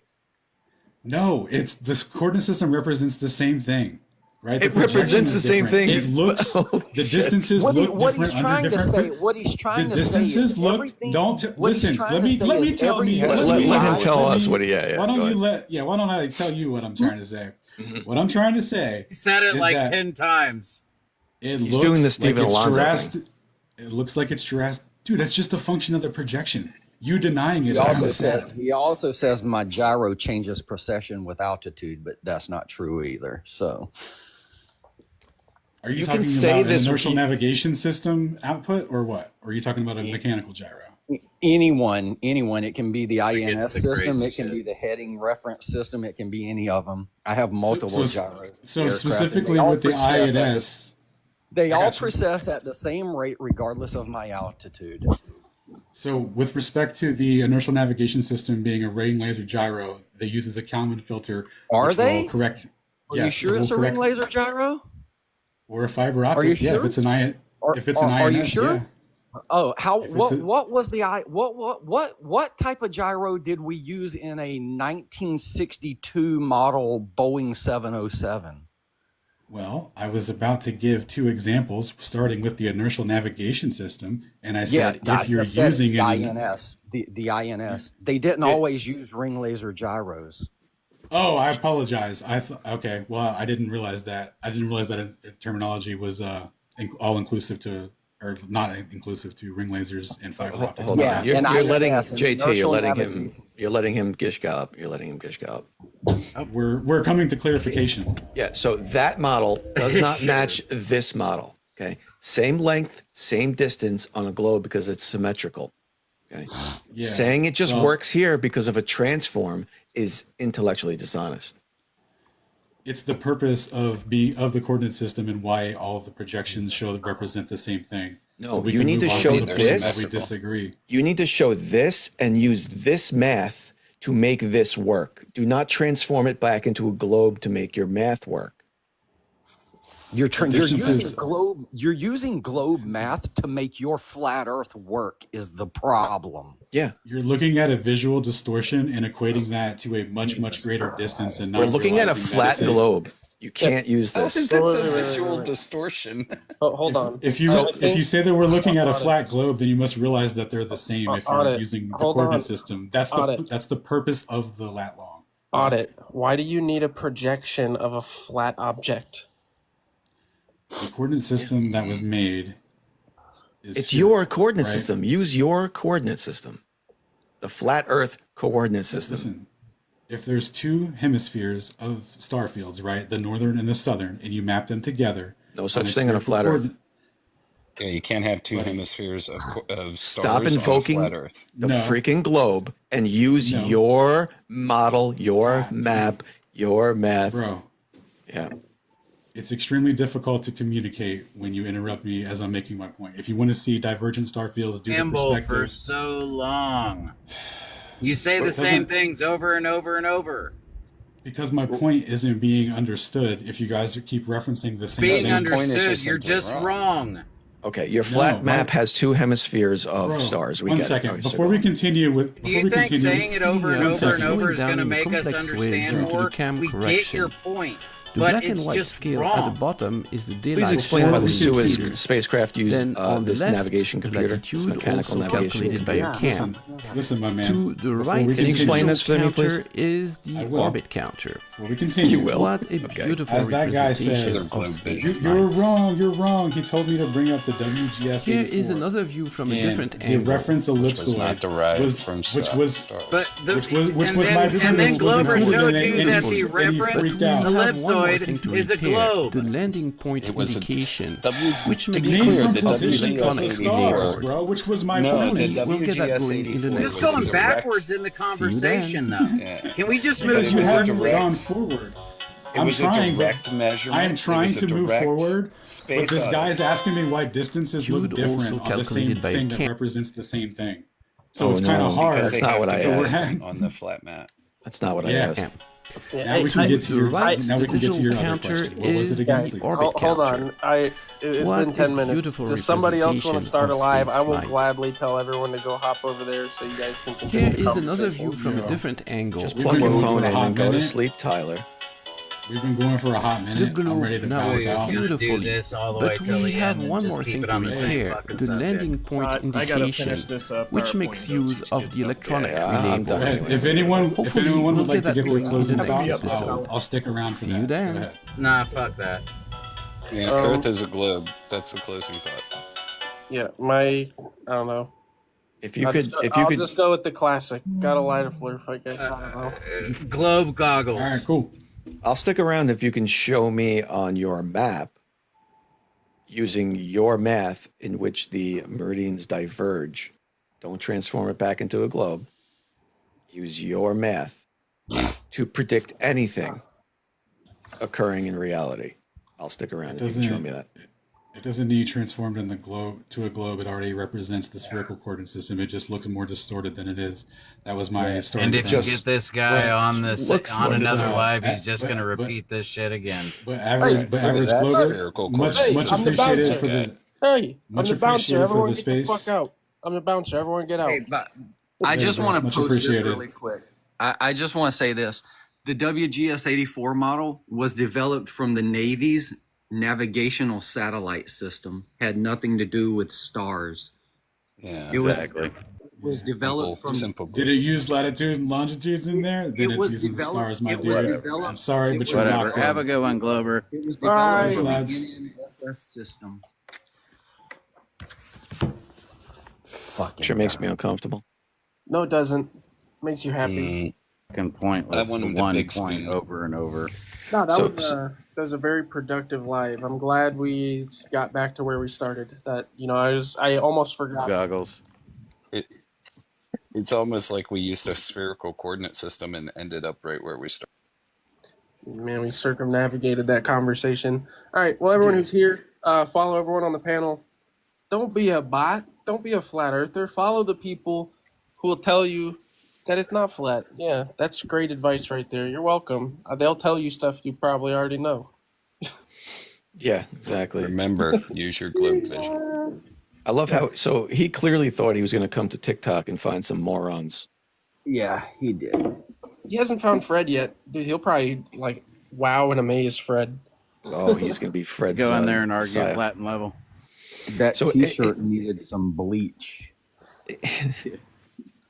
So it is people like him that are literally the most dangerous, right? Because, Yeah, a moron listening to him will think he sounds smart, exactly. right? And so to me, he knows what he's doing. He's a complete troll, complete grifter there. I don't know if he meant to walk into that or if that's always been his position, but spherical coordinate system on a flat Earth? What? Am I dumb? Well, that's Yeah, what Stephen no. Alonso's doing, right? They're just they're showing now the flat Earth. It's what Walter Bislin did, right? He created that model based on the globe, right? You can make it look right and make it work, right? But it doesn't work in reality. It doesn't work with physics. It's just projected onto a flat map. Right, and that's The what they same did. Stephen that Duffy was supposed to call, is it? Yes, it I is. just saw Londart ask the Yes, question in the comments. it- Why do it we need a is. projection of a flat Earth? He's the guy that hijacked Walter Bislin's model and is trying to make it factual. When even Walter Bislin said, to make this model work, you have to bend light and do things that are physically impossible in nature. Yeah, actually, just for everyone who's still in here, I did want to show that. I was going to show it earlier, but we've moved on from it pretty quick. Where is it? So, right underneath the model itself, this is on the Walter Bislin's Flat Earth Dome model. I think you can type in, what was it? Oh, well, I'm not going to be able to get back to it. But you can find this if you just type in Walter Bislin Flat Earth Dome model. It'll be like the first thing that pops up. And right underneath it, he tells you that with the Flat Earth Dome model, I intend to show that the geometric and physical aspects of celestial events and observations, in contrast to cyclic time events, can only be derived from the heliocentric model. Further, the model shows that the observations can only be explained by strong light bending. He goes more in detail and explains it, but long story short, he uses the globe, like Globey was explaining, globe transform, and just basically paste the predictions onto a flat Earth. So it's like, yeah, it works, but you end up getting stuff like this, where the sun is all the way over here, and the light path comes down here and has to make a full 180-degree turn to get into your eye and for you to see the sun actually over here. It's fucking ridiculous. Yeah, but obviously it works because you're showing it, so it works. Obviously. So Maybe flat it's a earthers, if they meme. ever show you that model, no, it's literally just derived from. It's not derived from. It is Walter Bergman's model. Well, I caught Stephen Alonso on a live the other day because he's been trying to do some TikToking lately, and I directly called him out and said, I reviewed all your final experiment submissions because he's the flat earther if you have not following me. Use the globe coordinates. That submitted, the only flat earther who submitted predictions for the final experiment, and he used a globe. He used a globe model. He did exactly what this guy was just doing. He used all globe equations, right? But above and beyond that, he just made up some equations. So I called him out. I said, look, you clearly were just lying in several of your submissions. And I have it recorded.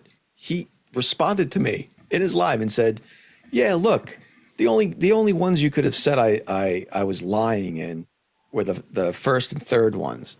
The second one, I don't think I was lying in. Like, he said this to me in a live, admitting he fucking lied in his submissions.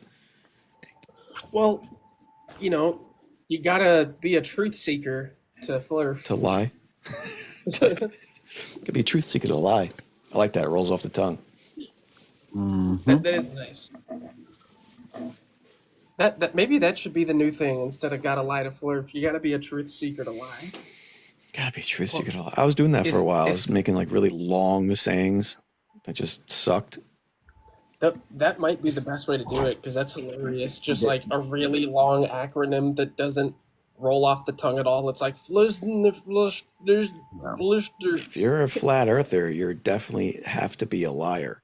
Like when he started off saying that a gyro's precession rate changes with altitude, I started fucking chomping at the bit to get up here. I was like, yeah, I'm sorry it took so long. It abso-fucking-lutely doesn't. I was letting the moderators let people up because I wasn't paying attention to the guest box or chat really at all. And then he said about the AE compression map only thing, works with Josh bendy couldn't light. get his camera to work, and I was like, hey, I've got What do you a mean only picture I works with took bendy light? How that can doesn't have a one line pixel laid on it. The projection only picture work itself with a has certain things that have straight lines. Let's The compress sun, it and the see. stars, everything. Other I maps. really wanted to What ask about him light if bending? our vision What has about a displaying radius the that Earth in a matches Earth, then we should be able to get at least an altitude of the sun then. Because if our radius is as far as we can see, the furthest things we can see are the stars. And in their model, the stars are further away than the sun. So the sun's under that. So now we have something to play with. But they're trying to use the Rayleigh criterion as that evidence. It doesn't even make sense. Yeah, that seems silly to me because that's like the people who are like, oh well, if you take the amount of letters that are in Skyrim and you multiply that by 6 and divide it by 10, then add 4 to it, you get 666. And how many degrees are in a triangle? If you're a Freemason, 666. So basically, that means the Illuminati is in your fucking wall. That tells you the resolution between two objects. Yeah. It has nothing to do with optics, seeing. And Shane was completely. All right. I gotta go though. It's late. I've been live. I gotta be up at 3:30 in the morning anyway. So It's only like 3 hours, dude. I'm sorry for getting you riled up before bed. It's Yeah, you're I'm all jacked up. Yeah, you're an hour behind me, even though we're in the same state. All right. And you guys on YouTube watching this, if you have a TikTok account, go follow Average Glober. Don't be a douche. Dude, TikTok is for betas. I'm strictly on Patreon. Yeah, follow him on Patreon. Just don't donate. No, you have to. That's the only way to follow. It was mildly like the good old days. This was. Yeah, that was very reminiscent of a few years ago. That was fun. Yeah, I really felt like I was talking to Trey right there. It was nice. Oh God, somebody said that earlier. They're like, "Is this?" Somebody actually typed it in the comments. Is this Trey's brother? He was like a combination of Trey and. Your mic, you keep muting it before you finish your sentence, so we never hear the end of it. It's like it's a mix of Trey and Witsit. I had a feeling. Trey and Witsit. He definitely had the word salad. Witsit. Is anyone else going to be live, Globey? Are you still going to be live on YouTube? Not right now. I mean, I'm going to be alive. I'm just going to wrap it up and go to bed. All right, sounds good. Well, if anyone's live, then go watch them. Support them. Don't get sleep. Don't worry about your personal life. Stay on TikTok. Scroll, because we might not have any more scrolling coming up soon. And then your dopamine receptors are going to have to heal. Yeah, what are you going to do when you actually have to go enjoy your life? Yeah, I'm not ready to touch grass again. I'll tell you guys that much. Those 14 hours are the best of my life. Dude, I was sitting there and it was like bittersweet. It's like, I'm sad that my account's gone, but like all the flat earthers have to disperse now, and there's no way they all end up in the same place. No. Did you start building a front porch? Yeah, now we need a front porch mute. Stop muting yourself. Yeah, come on. I want to hear the background noises in your house. I'm actually in your walls, so you might hear an echo here in a minute. Nice. That's what all that scratching is. Yeah. So it's because I haven't clipped my toenails. Oh, yeah. I'm just throwing it out there. Everybody listening, I know you got a lot of spies out there. I shall be nominating Globe Crusher, or Fred, as us old school guys know him, as top left. Is it starting soon? Yeah, well, they kicked it off today. Just the nominations, though, not like FTFE had a live about it today. It was supposed to be all the nominations, but it was only FTFE's and McToon's. I'm gonna always call him McToon. McToon's nominations, because Red's Rhetoric was going live with Jeranism, which, if you've followed it at all, like Red's is a Glober, so it was his Jaren's first, like, quote unquote interview with a Glober since the final experiment, and Red's Rhetoric, goes back. They go back a long way with each other. So, I guess my point is, McToon and FTFE cut their nomination live short. They're going to do it next week, but point is, I need clips of Fred. If anybody's been recording Fred, I need clips, because I'm nominating Fred. I will gladly team up on that, because I'm sure we could also add screenshots of comments and all sorts of fun stuff in there. Oh, also, I'm going to use, I want to use the Esteem's like music. Like, I think he made a Fred song at one point. Like, we can do some stuff. The problem is, he just doesn't, I don't think he makes videos at all, right? He just goes live. So he does make videos, but it's like the same shit Ron does, where it's just a bunch of screenshots put together with emojis and nonsense. Oh, yeah.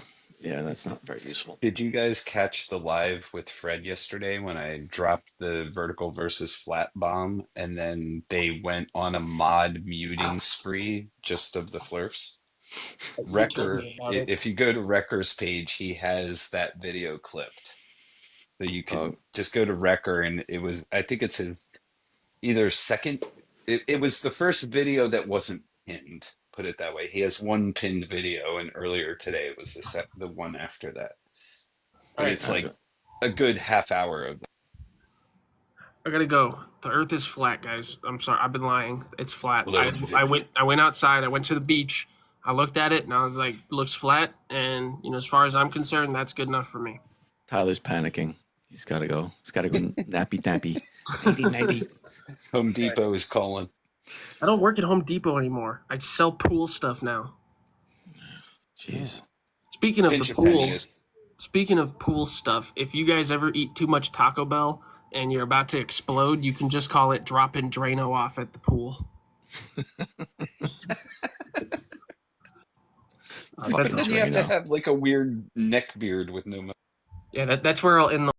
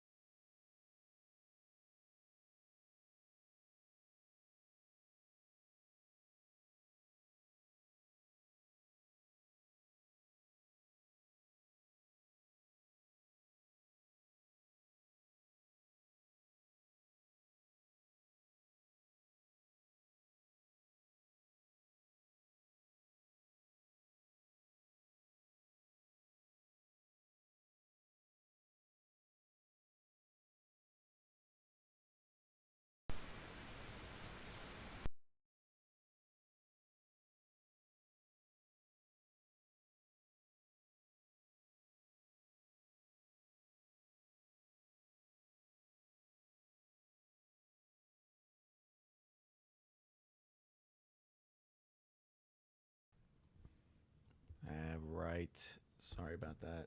Jack this up. There we go. My dumbass forgot. I got to switch my cable over from my phone to my computer to get my mic working again. My apologies. This is a crazy. They make it so difficult to simulcast shit. You heard something briefly. You hear me now? Do I sound all right? Toast. All right. So Ted Park says not working, and David says yes. So I got a yes and a no.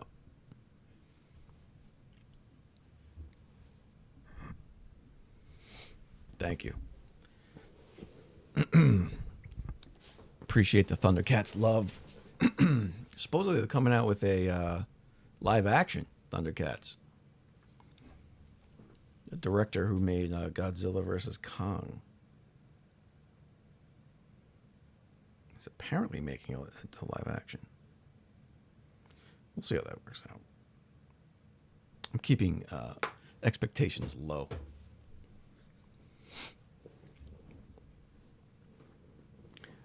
So anyway, yeah, look.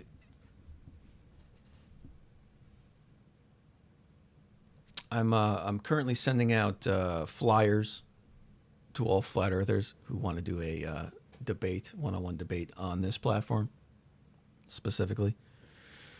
But in the meantime, I'll fill in some gaps with that stuff. I know it's weird. It's a little awkward. Formatting's weird and stuff, but it's so easy to go live on TikTok and just find flat earthers. It's just so easy. You can just find random ones.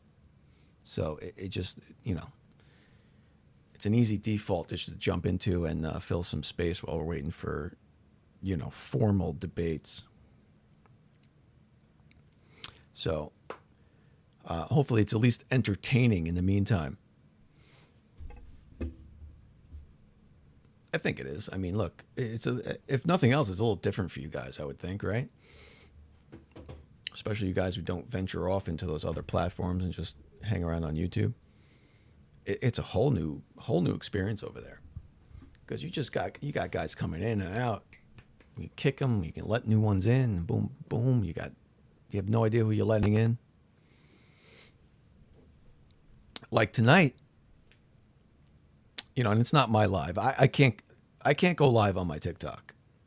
Not because on my main account I can't literally go live. I'm blocked. But on my backup I can go live. But flat earthers don't come into my lives anymore, so I don't go live on TikTok anymore. When I want to talk to flat earthers, I have to go find them. I have to go into their lives usually. So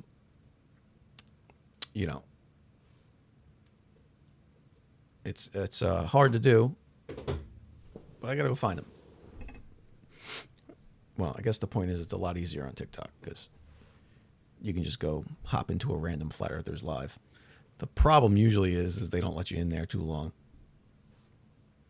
especially me. The ones that do let me in, usually I got about 10 minutes before I'm muted and kicked. So, infinite loop. You gonna give TikTok another shot? No, I'm not giving TikTok another shot. TikTok is a piece of garbage. Their app sucks. Their platform sucks. It's only good because I can connect with flat earthers easier because they're all over the place, like a virus. But TikTok itself is all fucked up. They're just a shit show. They're promoting the wrong things. I've been in a perpetual timeout, it feels like, for the last 3 years, where they just don't promote my channel anymore. I've just gotten too many strikes. Been reported too many times. So they take you off the FYP. They punish you, right? You're a perpetual violator of whatever, been reported too many times. Perfect example. I posted a video today. It was the one I made on YouTube. I just reposted it over on TikTok. Short video, minute and a half. Should have done good. 639 views on TikTok. Anybody believe me? The Dean Odell video. And I have 54,000 viewers or followers on TikTok. So tell me, TikTok, how you have 54,000 followers and your video only gets 639 views. That's their choice. That's just their choice. They're choosing not to show it to anybody, right? I mean, there's nothing else but that. What's up, MX? Welcome. You still around? You still awake? Did you guys watch that whole Jeranism debate earlier? Not debate. I guess he was just live with Reds. I watched the first half hour, 45 minutes of it. Reds was asking him some good questions. Some questions that I would ask him. Right? Like, most importantly to me is, like, if he's really being honest, if Jeranism is really being honest, and looking back at everything he's done for the last 10 years, right? Can he really say that he was objective about his analysis, his flat earth research? Was he? No, he wasn't. And to Jeranism's credit, Jaron's credit, he admitted so. He said he was blinded and not looking at it objectively. So it seems he's admitting that he was biased in the past and wasn't applying the same scrutiny or objectiveness that he is now to things. Right? Like the moon landing stuff. Okay? All of those guys went to the moon, right? Now, just replace Buzz Aldrin with Jaron, right?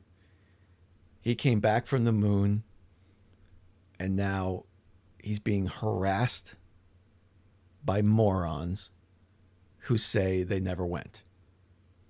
The biggest moron being Bart Sibrel, right? They never went, and he harasses them. And he's making a documentary about it. And he sets up fake interviews with all the astronauts in which, under false pretenses, pretends to just be an interview. And then when they get there, he confronts them about lying about it and shoves a Bible in their face and says, swear that you went on this Bible and blah, blah, blah, blah, blah. If you were invited to or requested to go on an interview after something like that, and were confronted by a lunatic moron with a Bible in his hand demanding stuff, you would react the same goddamn way. Bart was chasing Buzz Aldrin down the street when Buzz was with his family at some event, and confronts him with a whole crew of cameras and says, calls him a liar, a thief, and a cheat to his face in front of his family. Yeah, he deserved to get punched in the face. He didn't get punched in the face. Bart Sibrel didn't get punched in the face because Buzz was mad. He called him out on his lie. Stop exposing the lie that it didn't go to the moon. He's fucking pissed. Just like Jaron is pissed right now. Because all these people are claiming he faked this stuff that he obviously did and went and did. Right? So the point is, there's no proof that these things in the past didn't happen, and especially with the moon landing. But Jaron has been one of those people. So he's contributed over the past 10 years. He's directly responsible for this problem. At least some of it, not all of it, obviously, but some of it. So the question is, how is he dealing with that? Does he acknowledge that he's responsible for some of these things and creating monsters like this that just deny reality? Right? You can watch A Funny Thing Happened on the Way to the Moon, written by Bart Sibrel, and you can go, yeah, I believe everything I just saw. That sounds right. Perfect. Or you can look into it. Right? Did they frame the giant Earth out a small window and just make it look round? No, they didn't. Because part of the footage that Bart Sibrel didn't show you from that same section of footage was a tiny Earth out a giant or a big window, one of the square windows.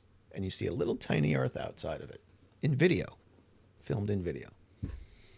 So Bart Sibrel didn't show you that part of the video because that didn't fit his narrative he was creating, right?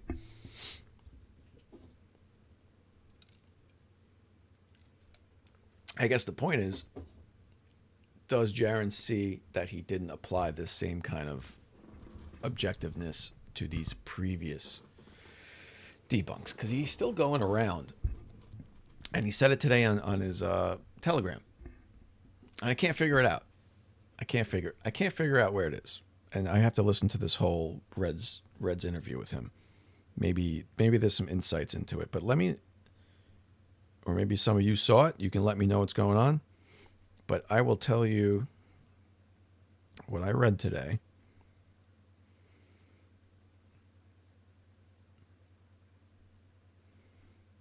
Where are you? Okay, here you go.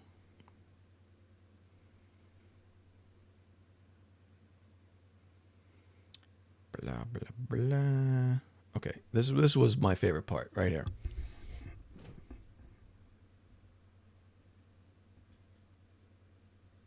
So, this is Jaron's words. So, it's sad to say that the Earth is not and never will be flat. He said that.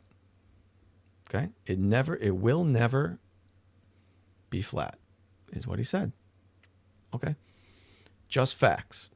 It will never change, and I'm finding it very difficult to believe that no one else can see this.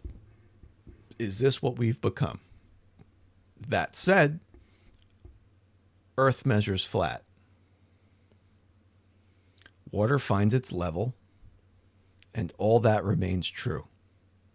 But as far as a flat map, impossible.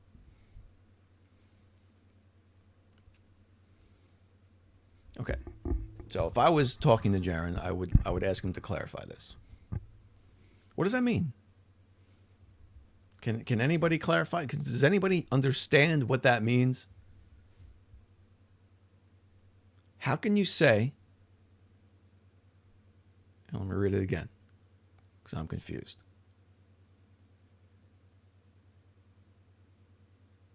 So it's sad to say that the earth is not and will never be flat. He's saying he's upset about it. It's sad to say. He's upset about it, but the earth is not and never will be flat. But in the very next breath, he says, that said, the earth measures flat. Water finds its level. All that remains true. But as far as a flat map, impossible. Okay. So I'm not a psychologist, but to me, in my opinion,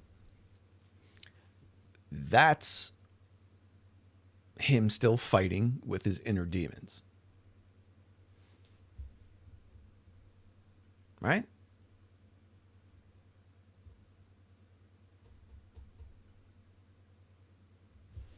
He's fighting with his inner demons. So he's saying the earth can't be flat. He's witnessed the sun. Nothing, it doesn't work on flat earth. It just doesn't.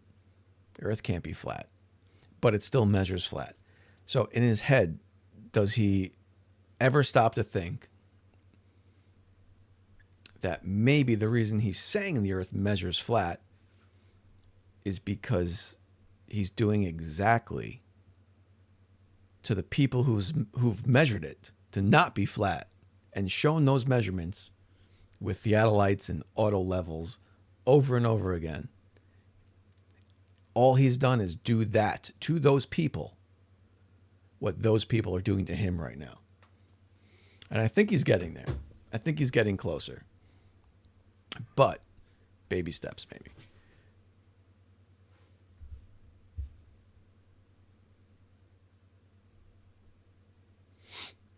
Oh, MXXD. He talked about that with Reds. There are some caveats he explained today. Yeah, okay. So I'm gonna have to listen to it, and see what he said there.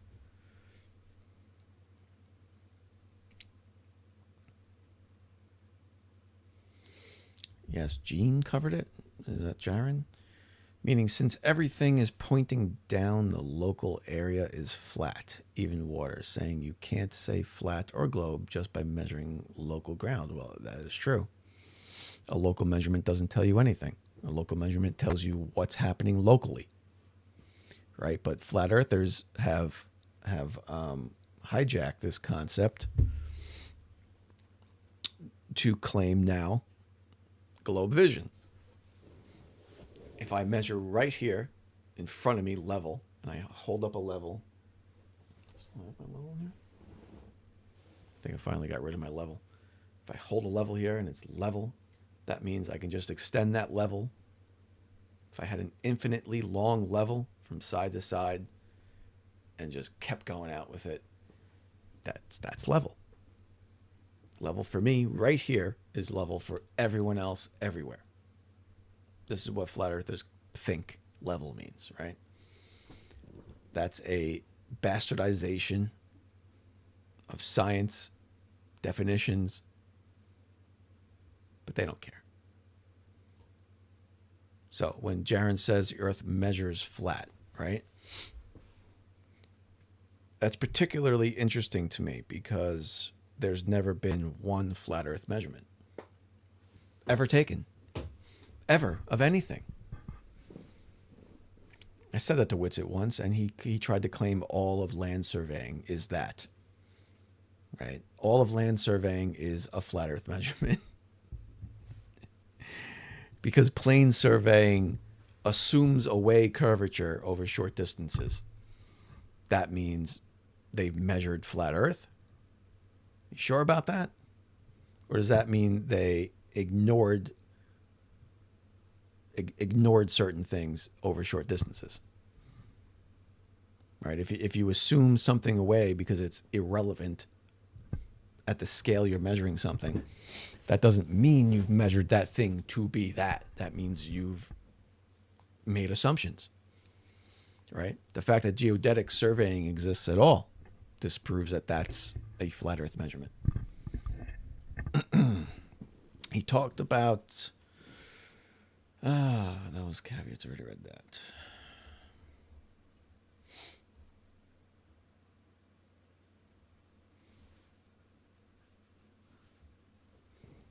It's at one point and one point only. Yes, it is at one, and it doesn't extend outward. That is true. It's a point measurement. When I'm measuring level, it's a point measurement. Water finds its level. Sure, it does. Right here. Right here. Where I'm standing, where I'm measuring it, it finds its level. At larger scales, it also finds its level at those locations. And at those locations, if you have infinite amounts of those locations, you have a globe. It's not hard. It's like having infinite tangents. Infinite tangents make a sphere. These are terribly hard concepts for people.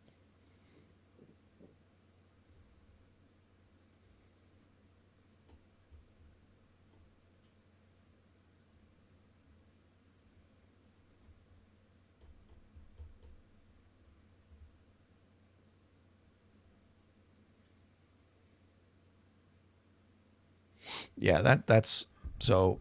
I don't know if I ever get to talk to Jaron. We'll see. I'm actually gonna. I want to reach out to him and see if he'll talk to me about some stuff. Kind of doubt it, but it'll be interesting. How does he sit there and think he has flat Earth measurements when there's never been a flat Earth measurement? And so if you can break free of that delusion and go look at the actual measurements, there are only measurements of curvature.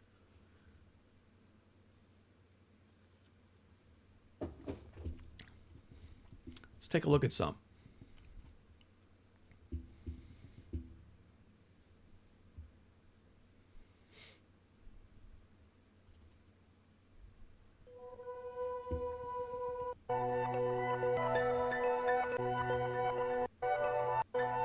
I don't think this is one we looked at the other day. Let's take a look at this.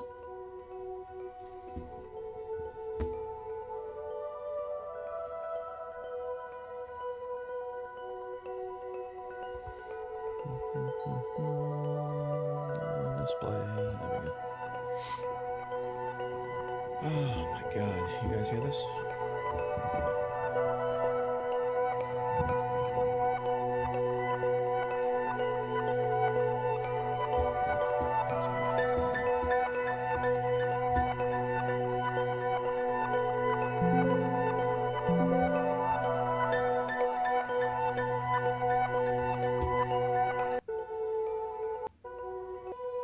I don't even know what video this is. We're just going to take a look at it.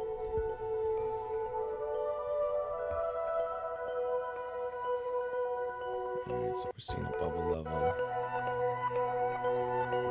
Right, this is Mount Graham. Mount Graham observation. Let's pause this. So he's looking at Mount Graham. It's 10,709 feet. 56 miles away.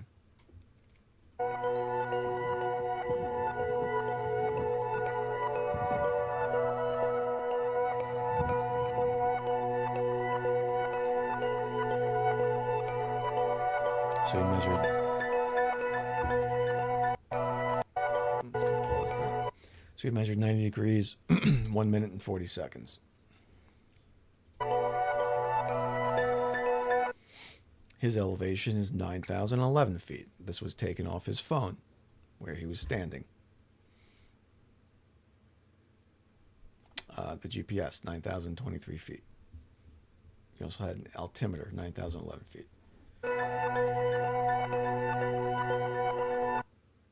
So, based on a flat Earth, I remember this video now. So, based on a flat Earth, him here at 9,000 feet would have to be looking up, right? This is flat Earth math.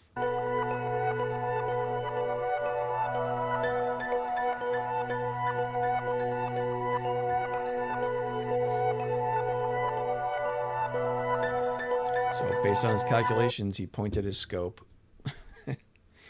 He pointed his scope at 89 degrees, 40 minutes, and 18 seconds. That's the prediction on flat Earth. At the distances away they were. Distances and elevations.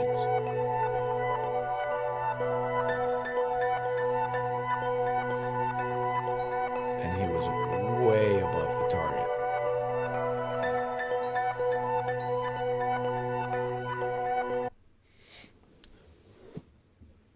$1,800 of missing flat Earth.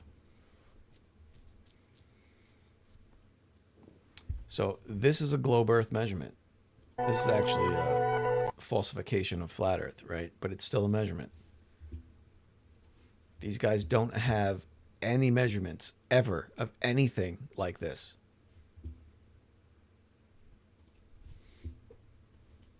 And that guy tonight passed off everything as globe vision, and he wasn't even denying it. You know, I keep pushing this globe vision thing as a joke, right? And he embraced it. He was the first flat earther who embraced globe vision. Most of them run from it, right? But he justified everything as, yeah, that works. We just see it as a globe. Yeah, man. The sun circles around us 24 hours a day in Antarctica because we just see that way, man. Our eyes are spherical. We see in the radius of Earth.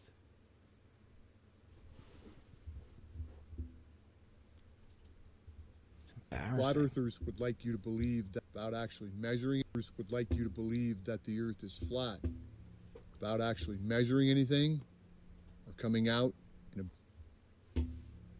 What I'm about to show you should be impossible on a flat Earth. This disc here, yeah, exactly. We see it as a set globe. in It's a globe. 1919 and reset in 1935, and it has an elevation above sea level of 6,886 feet. I am currently about 2 feet above that mark. So we'll say a 6,888. Out there is Mount Graham. Right on the other side, this here is Mount Lemon. Follow it over here, there's a ridge. That's Mount Graham. Mount Graham is 10,709 feet above sea level, which means Mount Graham should be above eye level. Let's take a look. Shows the bubble level there. That means I'm plumb and level. He is plumb.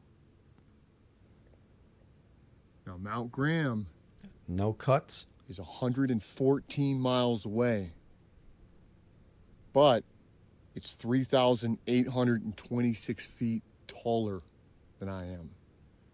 Meaning if the Earth were flat and I drew a straight line from my eyes to Mount Graham, I'd be bisecting the mountain itself, well below the summit. But because the Earth is curved, it's well below eye level.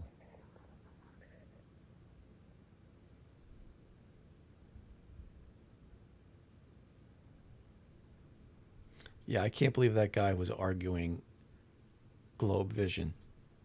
We just see Flat earthers would the like radius you to of believe Earth. that We see the radius of Earth. The limits of our vision just happen to be the radius of Earth. This is what these morons want us to believe, right? So I have to believe that means if we look at the rocket video, Kipt's 300,000 foot rocket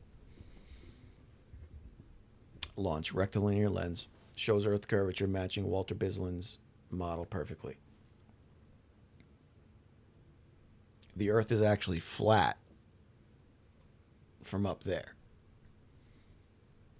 But our eyes are only able to see that flat, gigantic plane as a globe. because the limits of our vision are exactly the radius of a globe Earth.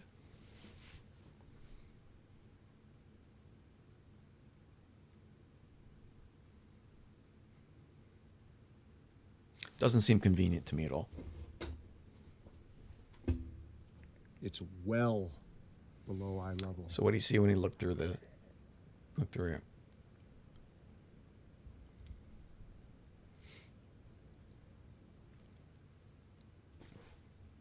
Okay.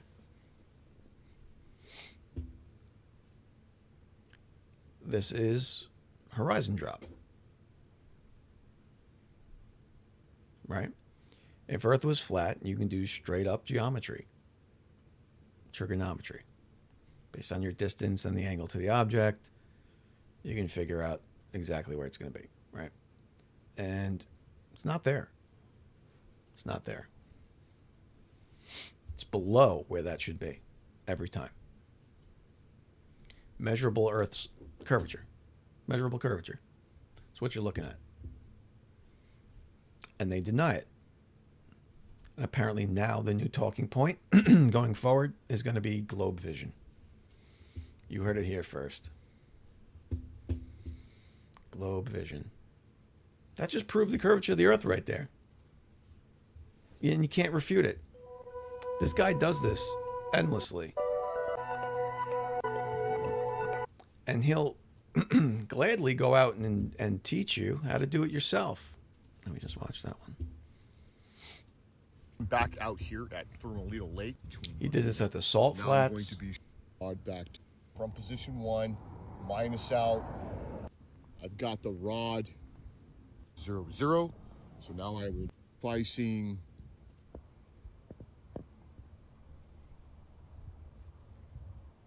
Just distorting everything around it. I ordered a new eyepiece. That's okay. Above my crosshairs. And that's because the sun is setting on that side over there. And so it's lifting that target higher now. Just an hour ago, the target was below my horizontal. Now, it's above it. $4.99. Now I'm going to be shooting staff. Yeah, he's demonstrating refraction as well. So you can't say he's ignoring refraction. I'm glad I was able to download all those videos before TikTok vanished. Anyway, I'm going to cut it off there. It's almost 1 o'clock. I hope you enjoyed somewhat of the last few hours of Flurf shit show over on TikTok. We'll do these a little bit until I get some one-on-ones going here. Yeah, and that's it. Look, if you run into any flat earthers on YouTube, don't be shy to let them know I'm looking for a debate. I'm going to reach out to some of them too. So I hopped into some flat earthers lives today on TikTok. Some of the normal guys, and I just started challenging them all to one-on-ones. None of them will leave their echo chambers. Not a one of them. Not a one of them. I was 0 for 10. I asked 10 flat earthers today for a debate, and not one of them would do it. So we'll see what happens. But I'm just trying to do that because I'm trying to get you guys some new blood. I know you guys watch these flat earthers over here all the time, right? I want to get some of those idiots over here and let you experience those awful people. But we'll see what happens. All right, I don't know what to do with my hands. All right, I'm out. Thank you guys.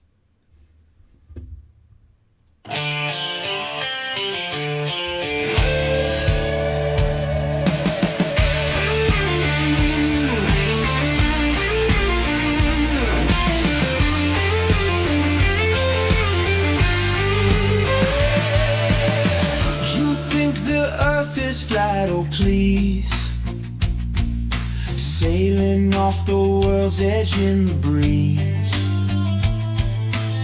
No gravity, no satellite tease. Just believe in your fantasy. Yelling about conspiracies in the night, while we orbit the truth in plain sight. So stubborn, so wrong, it's quite a plight. You believe you can shine the light. Flatline.